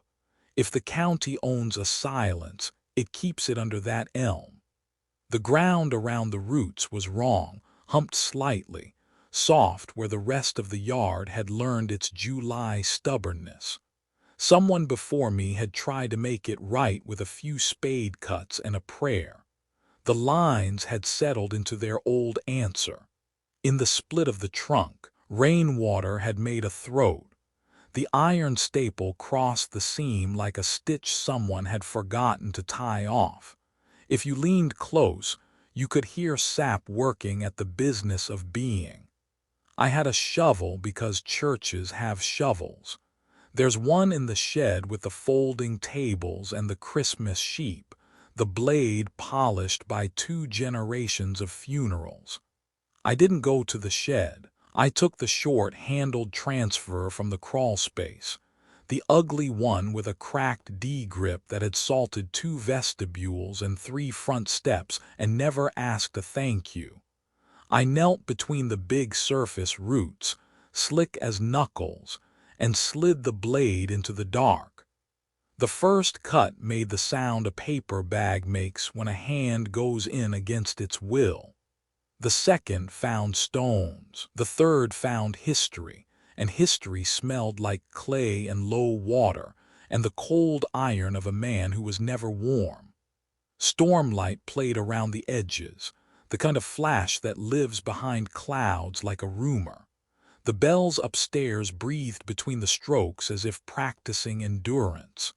Somewhere behind the columbarium, a possum decided the conversation wasn't for him and went home confident. I dug until the dirt gave the way a stubborn man gives, half an inch, then 2. Then the blade tip bumped something that refused to be earth. A scrap of burlap came up first, black and stiff, matted with rootlets like a beard. Beneath, a twist of something that had wanted to be straight and the ground had taught otherwise. I cleared with my hands because a shovel is a liar up close. Fingers worked mud from shapes. The night kept its commentary. The roots had made their idea of rope. They had curled and grown and wrapped the bundle, turning once around, then twice, then again, until the whole mess was held the way a nest holds what it can't bear to lose. Where binds ought to have been hemp, there were saplines, pale and tough, pulsing faintly as if remembering sap in the way old men remember songs. The iron showed last. Not the staple in the trunk, that old ring facing the road like a dare, but a second, smaller staple bent through bone, catching a neck the ground had made into its own hinge. It pinned the bundle to a rib of buried root as if the county had said, "Stay." The curved points worried out in the dirt like twin horn tips. Hammer blows had kissed them flat 2 centuries ago. The marks were still there, uglier than intention. I rocked back on my heels because some reverences come hand-delivered. The thing below me was not skeleton and not flesh. It was a county's grammar in the form of a man. Ribs collapsed into a brown basket. Shoulder girdle racked sideways. The suggestion of arms where roots had chosen to be king. Pelvis half in, half out of root like a worry bead pinned to a rosary that remembers every name it shouldn't. The neck had gone long where the weight at the end had taught it a lesson. The head's oval, what there was of it, rested against the big root like a dog that has come home and would prefer you not remark on how far it traveled. When I brushed away the last layer of damp earth from the staple, the cold hit my wrist bones through my skin. Iron owns its temperature the way bells own Thursday nights and fire owns funerals. The curve of the staple went through the neck bones, through the narrow spaces between, threaded into them as if the man had been worked onto the iron one vertebra at a time. If you told me the blacksmith laughed, I would not contradict you, and if you told me he cried afterward, I would believe your mother swore to it. Lightning in the south learned to be anything but helpful. The Ferris wheel, a shadow on the horizon, turned once without permission and corrected itself. The air made that soft, wet sound you hear before weather finds your name. Jonah, I said, because if I was going to be the wrong kind of man tonight, I could at least be direct. The bells up tower did their we're-not ringing shuffle. The river turned a page. A cricket that had stayed too late at the fair tried his hand at psalmody. I eased fingers under the root that made the worst of it and felt the thing answer. Not a movement exactly, but a releasing. Roots that had grown across collarbone let me turn them as if a human hand had braided a blanket and wanted to watch me unplait. Some of the binds broke and bled sap that smelled like parsley and coins. Some held and hummed. Where there ought to have been hemp, there was wood pretending to remember. I reached for the jar and unscrewed the lid as though it were a lid to something you keep in kitchens. The breath that came up found the back of my throat and wrote lemon and copper there with a blunt pencil. The old trick, the one with vinegar and pennies and a science fair, tried to tell me this was all fine and safe. My hands asked my mouth to mind its own. Names ride salts, I said out loud so the elm could hear me be responsible. You're late, something said in the dirt. The voice had the polite impatience every choir director inherits from the 8th grade band teacher who taught them to count. It had an aftertaste I knew from funerals and corn dogs. Jonah. The question came out of a piece of me that hadn't had a job since Easter. A dry sound like a shoulder releasing. Then the bundle took a breath not with lungs but with wires, root, sinew, iron, and found a way to make air anyway. The staple wicked the damp and echoed it into bone. In the crooked cage, dark moved as if deciding where to sit. It'll try my name, I said, warning the night in case it had made other plans. It offered my face last time. Then don't look, the thing below me said, the sentence falling just the way Jonah Hale used to let his last words tumble off the pulpit when he wanted the choir to land soft. Just work. I didn't argue. I slid the shovel under the side of the root tangle and pried another inch free. The neck with its staple rose a hair out of the cradle the dirt had made for it, and the iron bit the night with a small guttural sound. Something in me answered from the middle of my teeth. The bells up the hill struck a half note unauthorized. Lightning walked somewhere ridiculous. I set the shovel aside and put both hands in the ground. There's a way to dig without a shovel they don't teach you if your people move away. It's a cup-and-throw motion, a rhythm with more forgiveness than speed. I made a trench along the side of the bundle, feeling for the place where root gave and bone held, where root ran under and bone tried to keep dignity. In my mind I kept the list: bell, staple, ring, well, mask. In my hand I kept the jar. When I pulled a clump free, something small and white fell into my palm. A tooth, baby cusp worn smooth by time, root stubby. The sort dentists keep in drawers a year too long. I thought of Lark's cough and the clink on her tongue and did not let the tooth have a sentence. I set it on the burlap square like a paperweight. The elm creaked and leaned another fraction. A seam inside the split went from look to sound. In the seam, the old iron staple in the trunk flashed its oil dark and waited to be the north on somebody's map. The bundle shifted again, not on its own, on ours. Somewhere above, my radio, fallen in the mud by the crawlspace mouth when I hauled myself through, decided to be brave and return to life long enough to cough.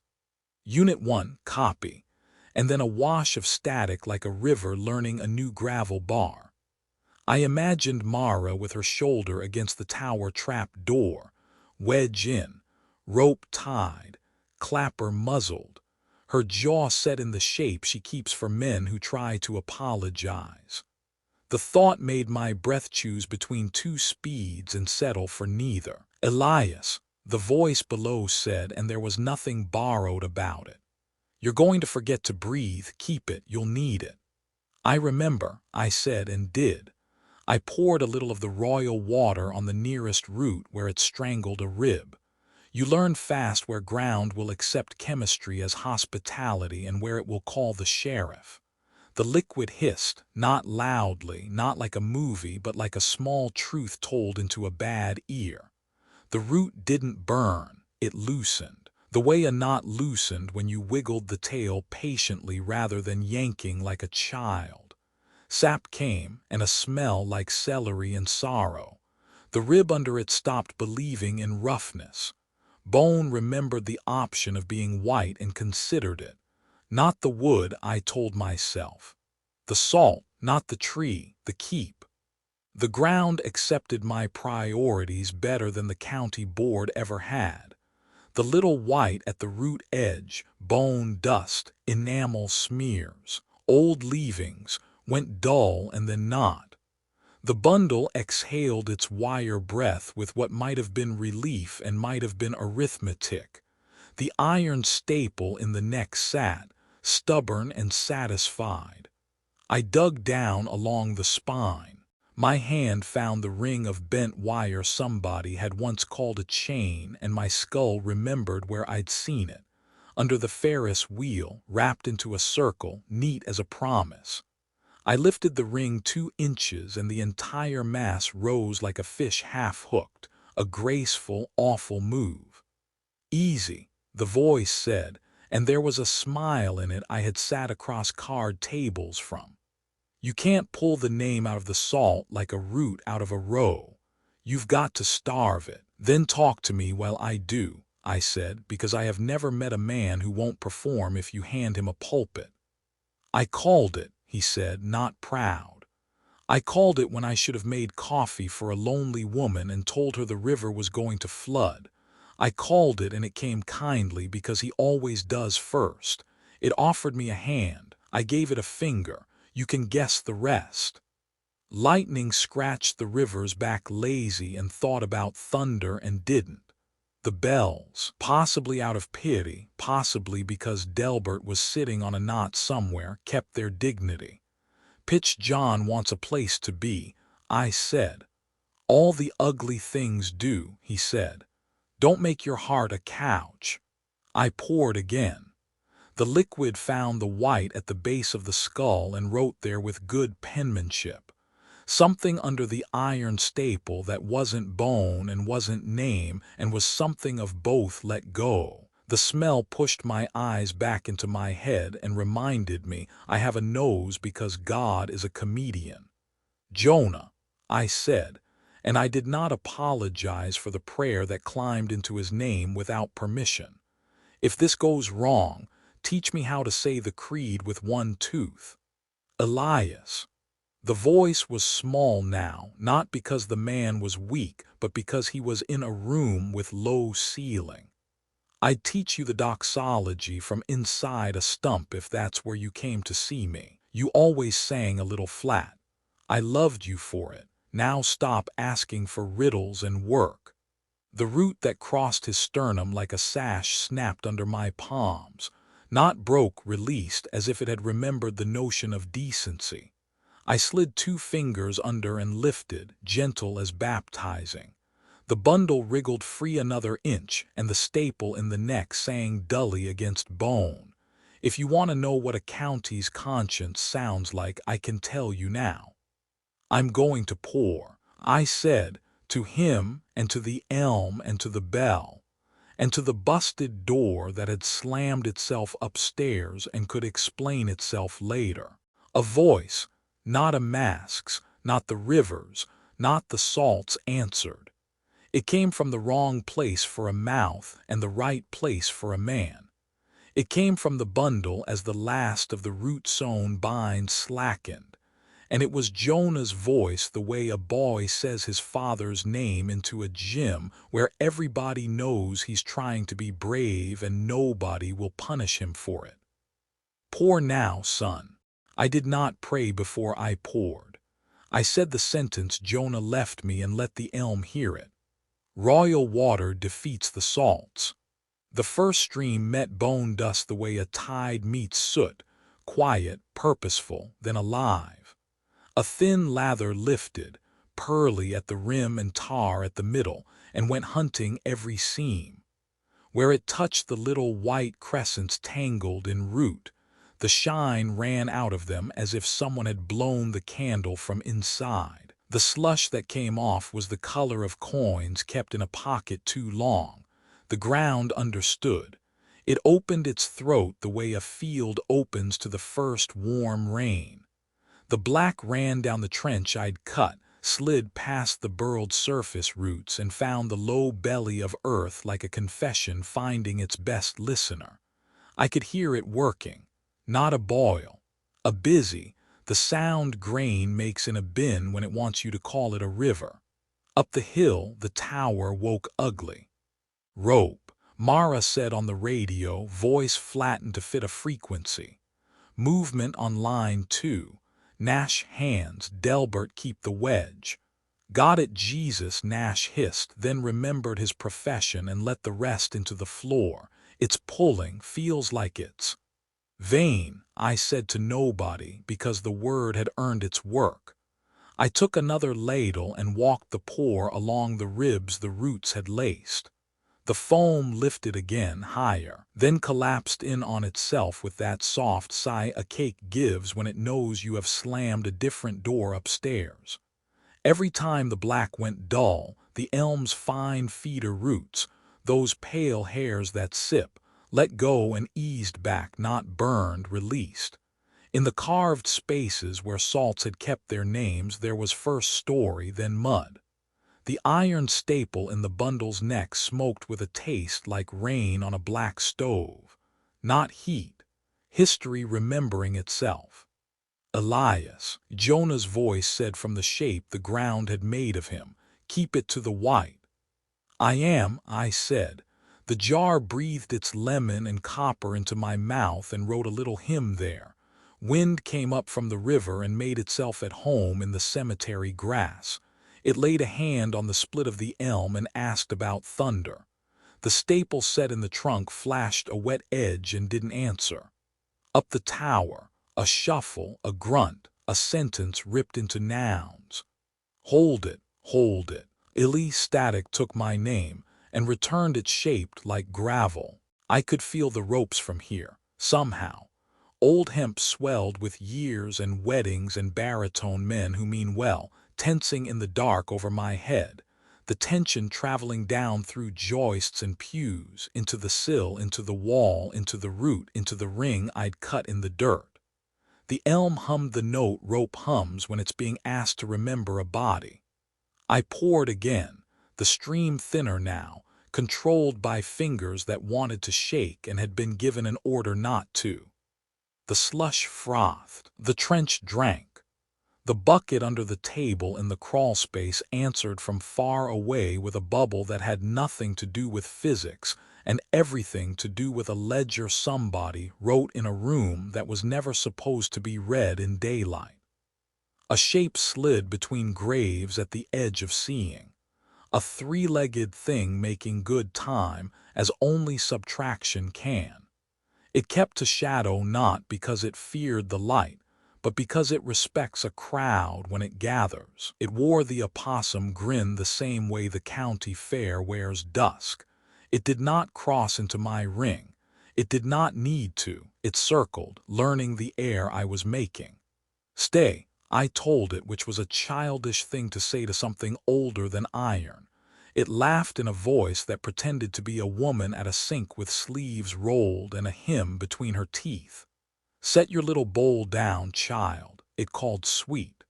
"Let the world carry its own name today." "Names ride salts," I said, and let the last of the jar go over the neck where the staple had made a county of bone. White went soft. Sound came from the iron the way a bell keeps singing after you refuse to hear it. Jonah drew in a breath without lungs. "Good," he said, and the word ran through the bundle like a hand through wheat. Up the hill, rope found its mind. The second line slimed, sick, faithful, writhed. "I don't have better." The word is too biblical and not enough. It pulled against the knot Delbert had made, then pulled against the knot's father and grandfather, and the dumb old pulleys took the command the way dumb old saints do, with sincerity. In the dark, the lengths of rope lightning crawled in staccato, jerked taut, relaxed, and jerked again, veins practicing panic. "Clappers tied, Sheriff, it shouldn't," Delbert began, and something upstairs disagreed by three. Not sound. Not yet. A tug you feel in your jawbone before your ear. A promise. "Almost," I told the dirt. "Almost." I knelt into my trench until the damp printed my knees. A last little island of white nested under the spine where two roots had made a polite X. I tipped the jar and waited. The liquid crawled into the cross, ate what it was owed, and did not boast. The ground made a gurgle like a child deciding to laugh and then choosing not to. The black slush went thin, the thin went clear, the clear went into the soil so neatly it felt like theft. The thing circling the outer row of markers stopped. It had the sense, or the training, to stand with its weight off the bad leg, and its head turned a little to show me it considered me with one eye and the elm with the other. When it spoke this time, it didn't borrow. It didn't have to. "Don't." Just that, in a flat country baritone I know too well. My own voice when I'm tired and trying not to be unkind. It spoke in me, not beside me, not across the grass. The little muscles deep in my throat flinched in recognition, as if ready to shape the next word for it. I set the empty jar down slowly. It clicked the way glass clicks when a table does not mind a ring. I reached for the second jar with the tape across the lid and did not unscrew it. I wanted to be sure the first had done the work first jars are for. Down in the split, the bundle moved. Not escaped.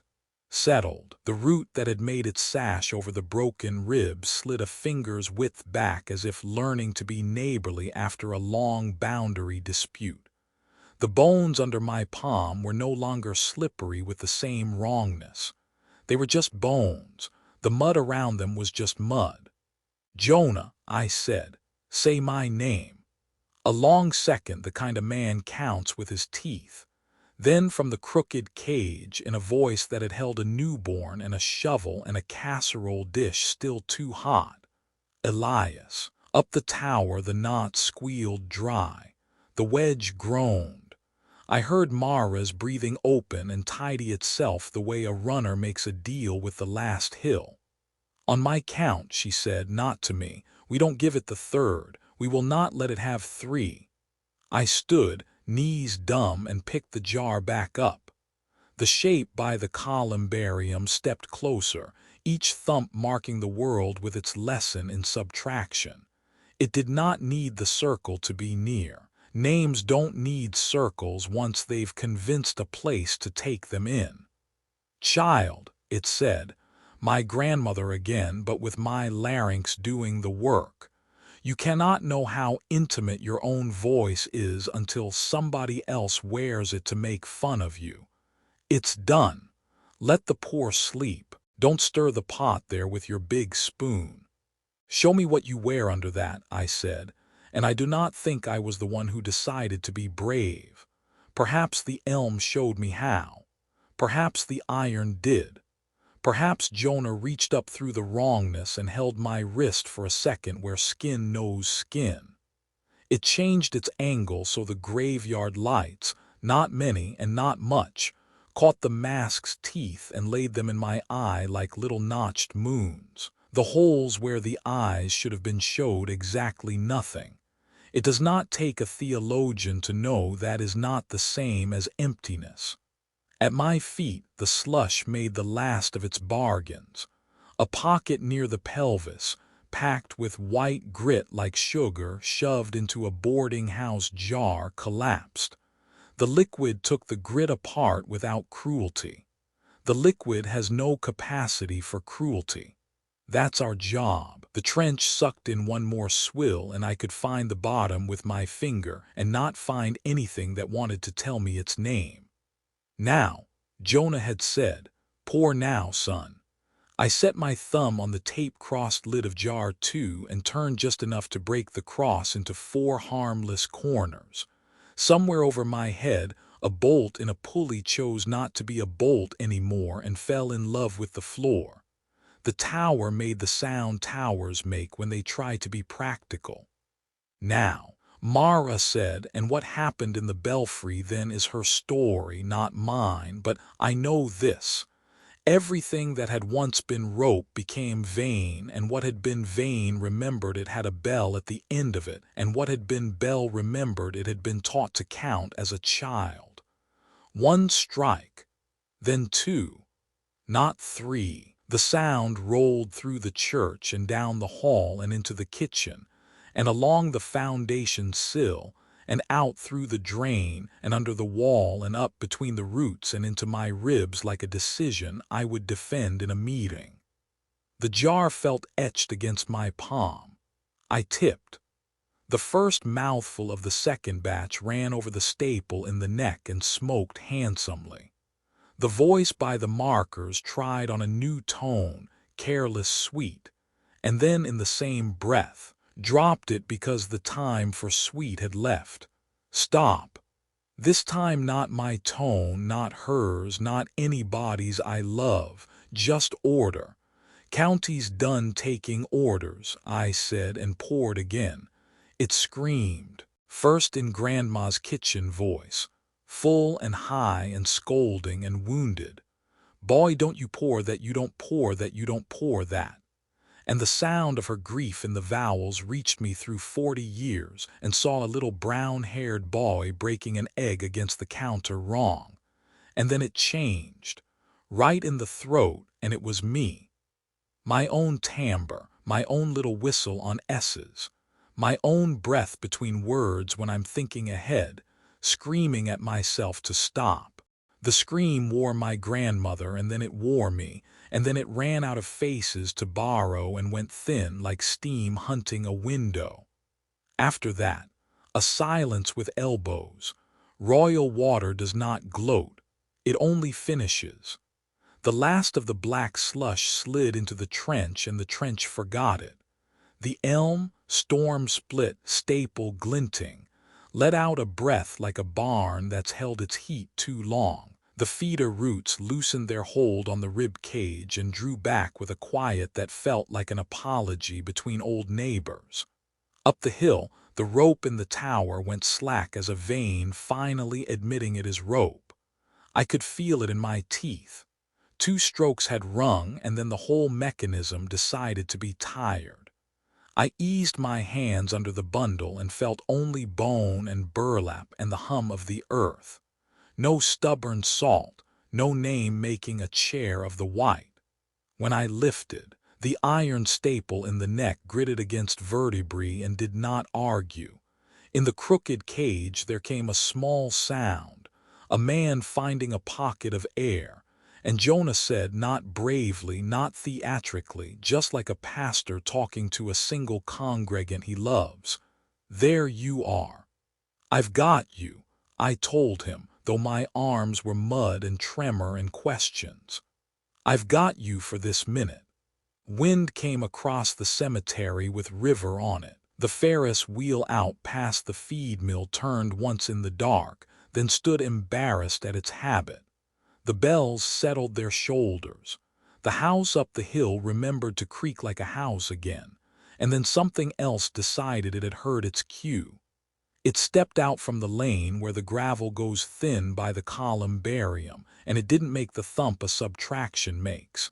It made footsteps that counted left, right, left without looking down to see which was which.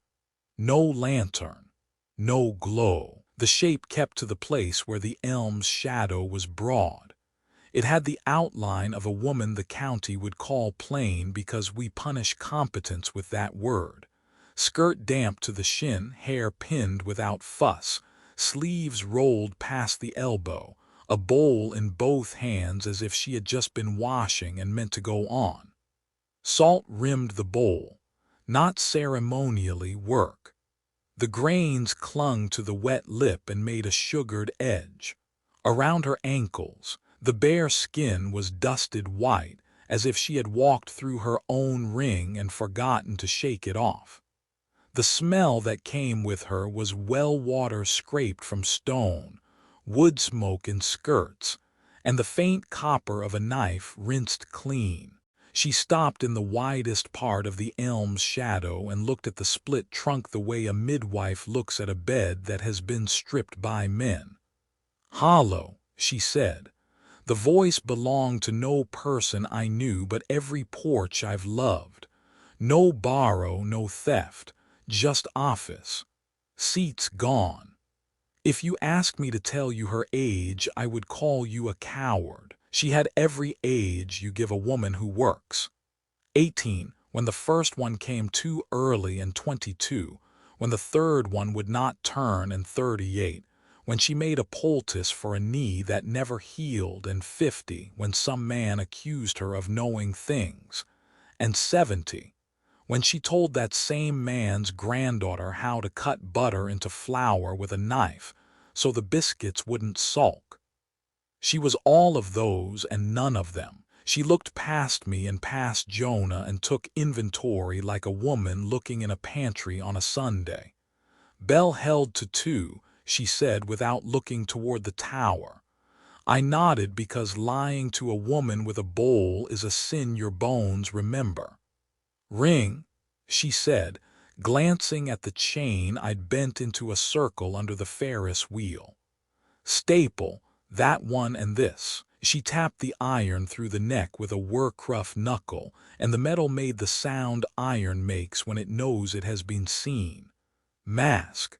Her eyes flicked toward the shadow where the opossum skull had gone to ground when its thong snapped. "Well." She looked at the dark mouth of the clay drain under the wall, and the hair on my forearms remembered baptism. "And salt," she added, considering the trench that had drunk what it was owed. "You broke the seat the salt keeps." She lifted the bowl and tipped a little ribbon of water into the dirt. It didn't hiss, it agreed. "Who are you?" I asked, because I am the kind of man who wants names for ideas and because calling anything it felt like bringing a cat into church. She smiled without showing teeth. The smile had "don't be precious" in it. "There isn't a name," she said, gentle. "There's work. Men like names, they keep you from doing the work." "Midwife," I said, because Jonah had written it in 3 different hands and circled it twice. "They called you that." "They called me what the county needed when it forgot where it had set itself," she said. She looked at the split again. "Anchors gone. That was the point. Royal water took the keepers. No bed for the name. No white to sit on. Good." Behind her, at the edge of the stones, Pitch John lurked the way a dog who has been scolded lurks. Not ashamed exactly, calculating the shape of the next joke. The opossum mask hung cockeyed on a shadow like a party trick nobody wanted to applaud. He didn't come close. He didn't need to. Losing a chair does not make a man go home. It makes him shift his weight. "Then it's done," I said, and I was stupid enough to believe it for the space between two breaths. She turned the way women turn when a boy needs to be told a thing in a tone that will not be written down. "Child," she said, "a covenant doesn't break like kindling, it transfers. Price paid, price goes, you took its seat, now it asks for a body." "In the Sussex pages," I said, scrambling through Jonah's margins in my mind, "the pressed leaf, the recipe, the scrawl in the gutter, seal when seals are wanting, and beneath it, dimmer even than the rest, the sentence I had not wanted to understand. If seat be brocken, let a surety live to bear it till son or third." "Surety," she echoed, approving the word not the arrangement. "You break a thing, you carry it till the breaking learns to be truth, else it goes to issue. That's the bargain they made." She tilted her head toward the parsonage and beyond, toward the little rental on Maple where a girl with strawberry cloth had coughed up a tooth into my hand. Names hunt downhill. The ground under my knees went colder, not the kind of cold weather owns, the kind a ledger does. I saw Lark's face how it had looked when it was listening to someone inside, the good manners of it, the way she kept her palms on the wood so she'd feel the grain count. I saw her mother's hands in flour. I saw Sela's Kroll's jaw set against grief, the way a man sets his jaw against a toothache when he can't afford a dentist. I saw rope fibers in Jonah's teeth. I saw enamel that was not his. "It will take the girl," I said, and the air felt like it had decided to be metal. "It will take the closest fit," the midwife corrected softly. "The one who bears bell and ring and staple and well and mask in his hands. Blood's not the only way to claim a child. Work is kin, too." My stomach learned a trick I pray it will never teach anybody. I had lifted the mask. I had wedged the clapper. I had set the ring. I had poured the well into the salt and the royal into the bone. I had broken the seat because the man I loved asked me to. I had made myself kin by being busy. The elm, hollowed of its old duty, shifted. The split widened a finger's width and made a sound like a doorstop being kicked aside by a man who knows the door belongs to him. The iron staple pinning the neck shivered and loosened, not out, not free, the way a hook does when a fish stops pulling because it has wised up to death. Behind the columbarium, Pitch John found my timbre again and hummed in my throat from across the grass. "You are a quick study." He said it fond. I wanted to break my own jaw to get him out. A beam of light bucked and went wrong and then found its manners. And here came Mara, half running, half refusing to run in a graveyard. She had rope burns banded on both forearms like cheap bracelets, and a face that said somebody was going to pay in paperwork later. Nash panted behind her with the look a man gets when he's been told not to look up and did anyway. Delbert came last, holding a wedge like a baby. "Held it," Mara said, breathing through her nose because she has pride. "2 hits. I'll take the Lord's anger for the missing third if he sends it certified." She stopped when she saw the trench and the bundle and what was sitting in the elm that hadn't been sitting there all spring. Her pupils hit work size. "Tell me you didn't pour that in the church kitchen." "Cellar," I said. "Of course," she said, not looking away from the split. "What now?" The midwife watched her the way cats watch men who wear loud keys. She dipped her hand in the bowl and sprinkled a little salt without ceremony into the dirt. The grains took their places like men in pews. "Now you give it a host," she said. "For a while. A living one, else it runs down to the girl. That's the covenant. They wanted the old to borrow. Well, now the old has no chair. One of you must be a chair till the sun is strong, or till the bell rings true, or till we set a staple right. And the one who has set all 5 in his hands would be best. Nash made the shape of a cross on his chest the way a Baptist does when he's scared he might be Catholic for a minute. Delbert sucked his teeth thoughtfully like a man thinking about tools. Mara didn't move. "Define host," she said evenly. "I take it," I said, before my courage could become a committee. "No," Mara said on reflex, and then because I know her, she rewound the tape she keeps behind her eyes and watched it back at double speed. "Define host," she repeated, not taking the bait my martyrdom threw. The midwife did not indulge us with metaphor. "Take the staple on the neck," she said, tapping the iron that had pinned Jonah to the root for 2 centuries. "Wear it, sit in the ring, ring once, drink the well, keep the mask in your lap. Let the name ride you until the sun can see its own hands. You'll have it and it'll have you, that's the work." "How much of him?" I asked, because I could not let myself be poetic. "How much does it have while it rides?" "As much as you let," she said. "As much as the bell permits, as much as the salt remembers, as much as your people help." "Help how?" Mara asked. The word made a shape of authority and apology both. "Keep him between," the midwife said simply. "Say his name right, tie his wrists if you must, pray, poor. Don't let him make a joke nobody wants to laugh at." "Side effects?" Mara asked, because she speaks doctor better than I do. "You'll be tired clear to bone," the midwife said, looking at me. "You'll be thin at the edges. He'll try your grandmother, and he'll try your boyhood, and he'll try whatever you aren't proud of.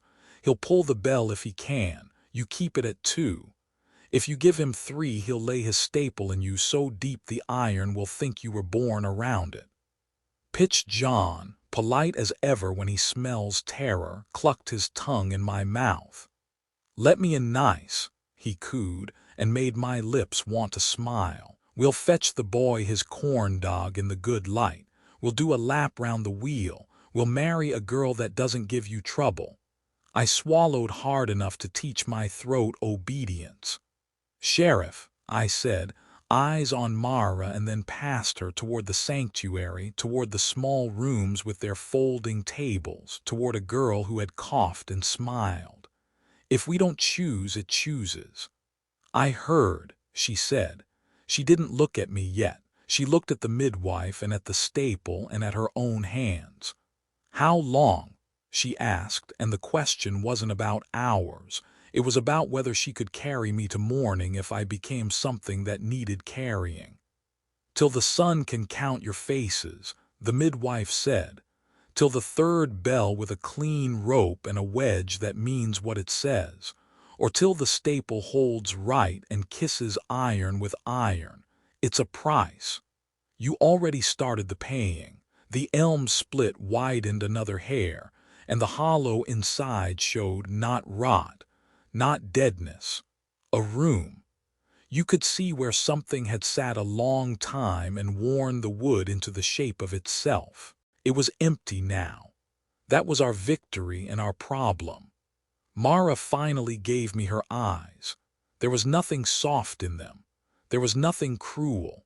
They were counting eyes, arrest report eyes, sister of an addict eyes, woman who doesn't believe in fate eyes. She saw the mask in the grass and the ring under the wheel and the scum line in my trench and the iron in the neck and the bowl in the woman's hands and the boy in me that would always be 8 and stupid and hopeful. She set her jaw and made it into a hinge. "Who?" she said.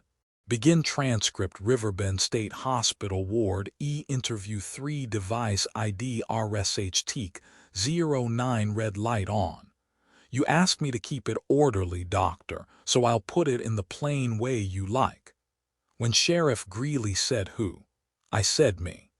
We did what the midwife told us.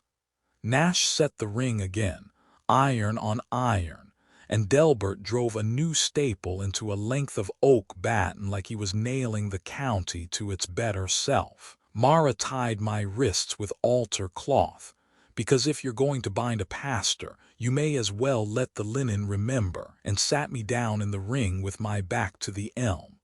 She put the mask in my lap. She made me drink well water out of the midwife's bowl. She held the bell at arm's length like a dare and said, 2, not 3. The midwife salted my shoulders and my tongue and the dirt under my heels. She did not ask permission because the work didn't. It took him, like a weather change takes a porch, slow at the edges, all at once at the middle. He came on with my grandmother's perfume, and then with my worst joke, and then with the voice I saved for funerals when I wanted the widow to believe the Lord and not me. I leaned into the bell the way a drowning man leans into somebody else's arm. We kept it at 2. When he tried for 3, Mara's palm was already on the clapper and Nash was already reading the psalm without his lips moving. He showed me a wheel lit up like a halo and a county fair with no trash on the ground and a boy who never broke anything he loved. He showed me my own kitchen with Jonah at the table, dry and smiling, and said, "See, it's better when I steer." The midwife stood in the ring of shadow and said only no, and that little word weighed more than his whole carnival. Toward morning, when the light goes thin and men's promises get brittle, he pulled for the 3rd and hit the linen at my wrists instead of the bell, and the linen held. The elm's hollow cooled. The iron staple in the batten warmed. The ring learned a shape that didn't require him. The breath that had been running through my teeth like a borrowed dog got bored and went home. And then he was gone the way smoke is gone, not proof, only absence. We laid Jonah back in the ground. We set the new staple right where the old one had done its harm, this time into wood and not into bone.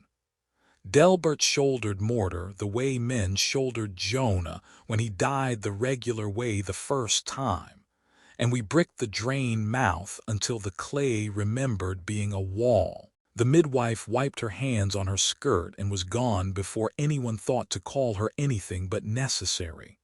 I walked myself to the car. Mara drove. She did not ask me how I was because she is a woman who does her caring in the shape of actions. When we turned off Maple, I saw Lark in her yard with a jump rope, counting wrong and unbothered. She waved. I waved back with wrists that looked like they belonged to a patient.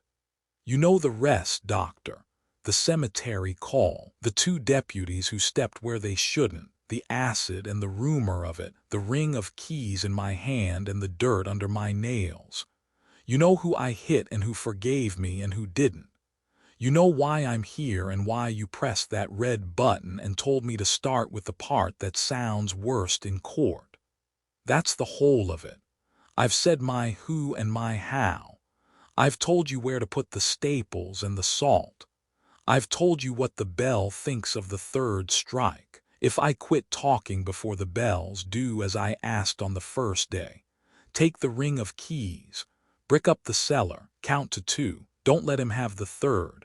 Subject pauses, audible swallowing, distant HVAC rumble. One more thing, if you ever smell pennies where there aren't any, don't look for a coin. Look for a name sitting down where it doesn't belong. Tape runs silent for 0006. Evaluator clears throat. Evaluator, for the record. This concludes interview 3 with Reverend Elias Ward, date and time as marked. Patient is oriented ×3, affect constricted, insight evolving. We will, Reverend, is there anything else you feel we have not covered? Elias, only this. If you hear bells in this place, they aren't ours. Click. End of patient statement. The narrative remains internally consistent with collateral. Sheriff Greeley confirmed 2 tower strikes at 03 hours, second rope contaminated. Clapper restrained.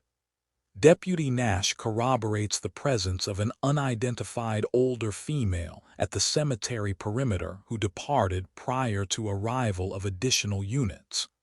Scene photographs document a shallow trench beneath the elm with intermittent black effluent.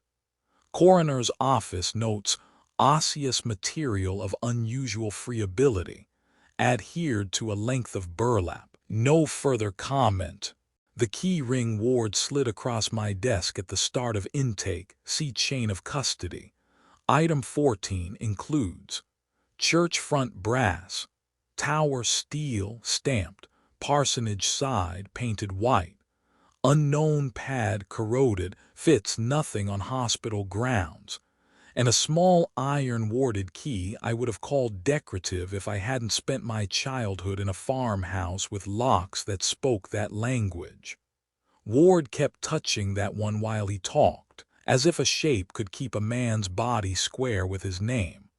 Ward's wrists show linen imprint consistent with restraint by cloth tape, not cordage. There is a crescent bruise at the base of the neck, anterior to C5, which he attributes to iron remembering me. He did not resist when nursing removed his stole and boots for safety inventory. He asked politely for a bowl of ice water and a little salt. I declined the salt. Note to self: the parsonage cellar door, if it's anything like the doors I remember, will want a brick put against it even if a man stands there. Bring mortar. Bring someone whose job is work and not names. Click. Recorder power down. The room has that end of shift quiet. Ward is folded into the chair the way men fold who taught other men to stand up straight. The window reflects my head and nothing behind it. And then faint, far, true, a bell. Once, twice, thrice. Not the tin clunk of the unit call light, not the rounded tone of the med cart when the drawer stays open, not the elevator's polite chime. A bell. There is no bell in this hospital. Ward's eyes flick open without surprise. He looks at my hand. I look at it too. I am holding the iron key from the ring. It has left a rust half-moon in my palm, the way iron will when a man forgets himself and grips too tight. I put it in my pocket because there is nowhere honest to set it down.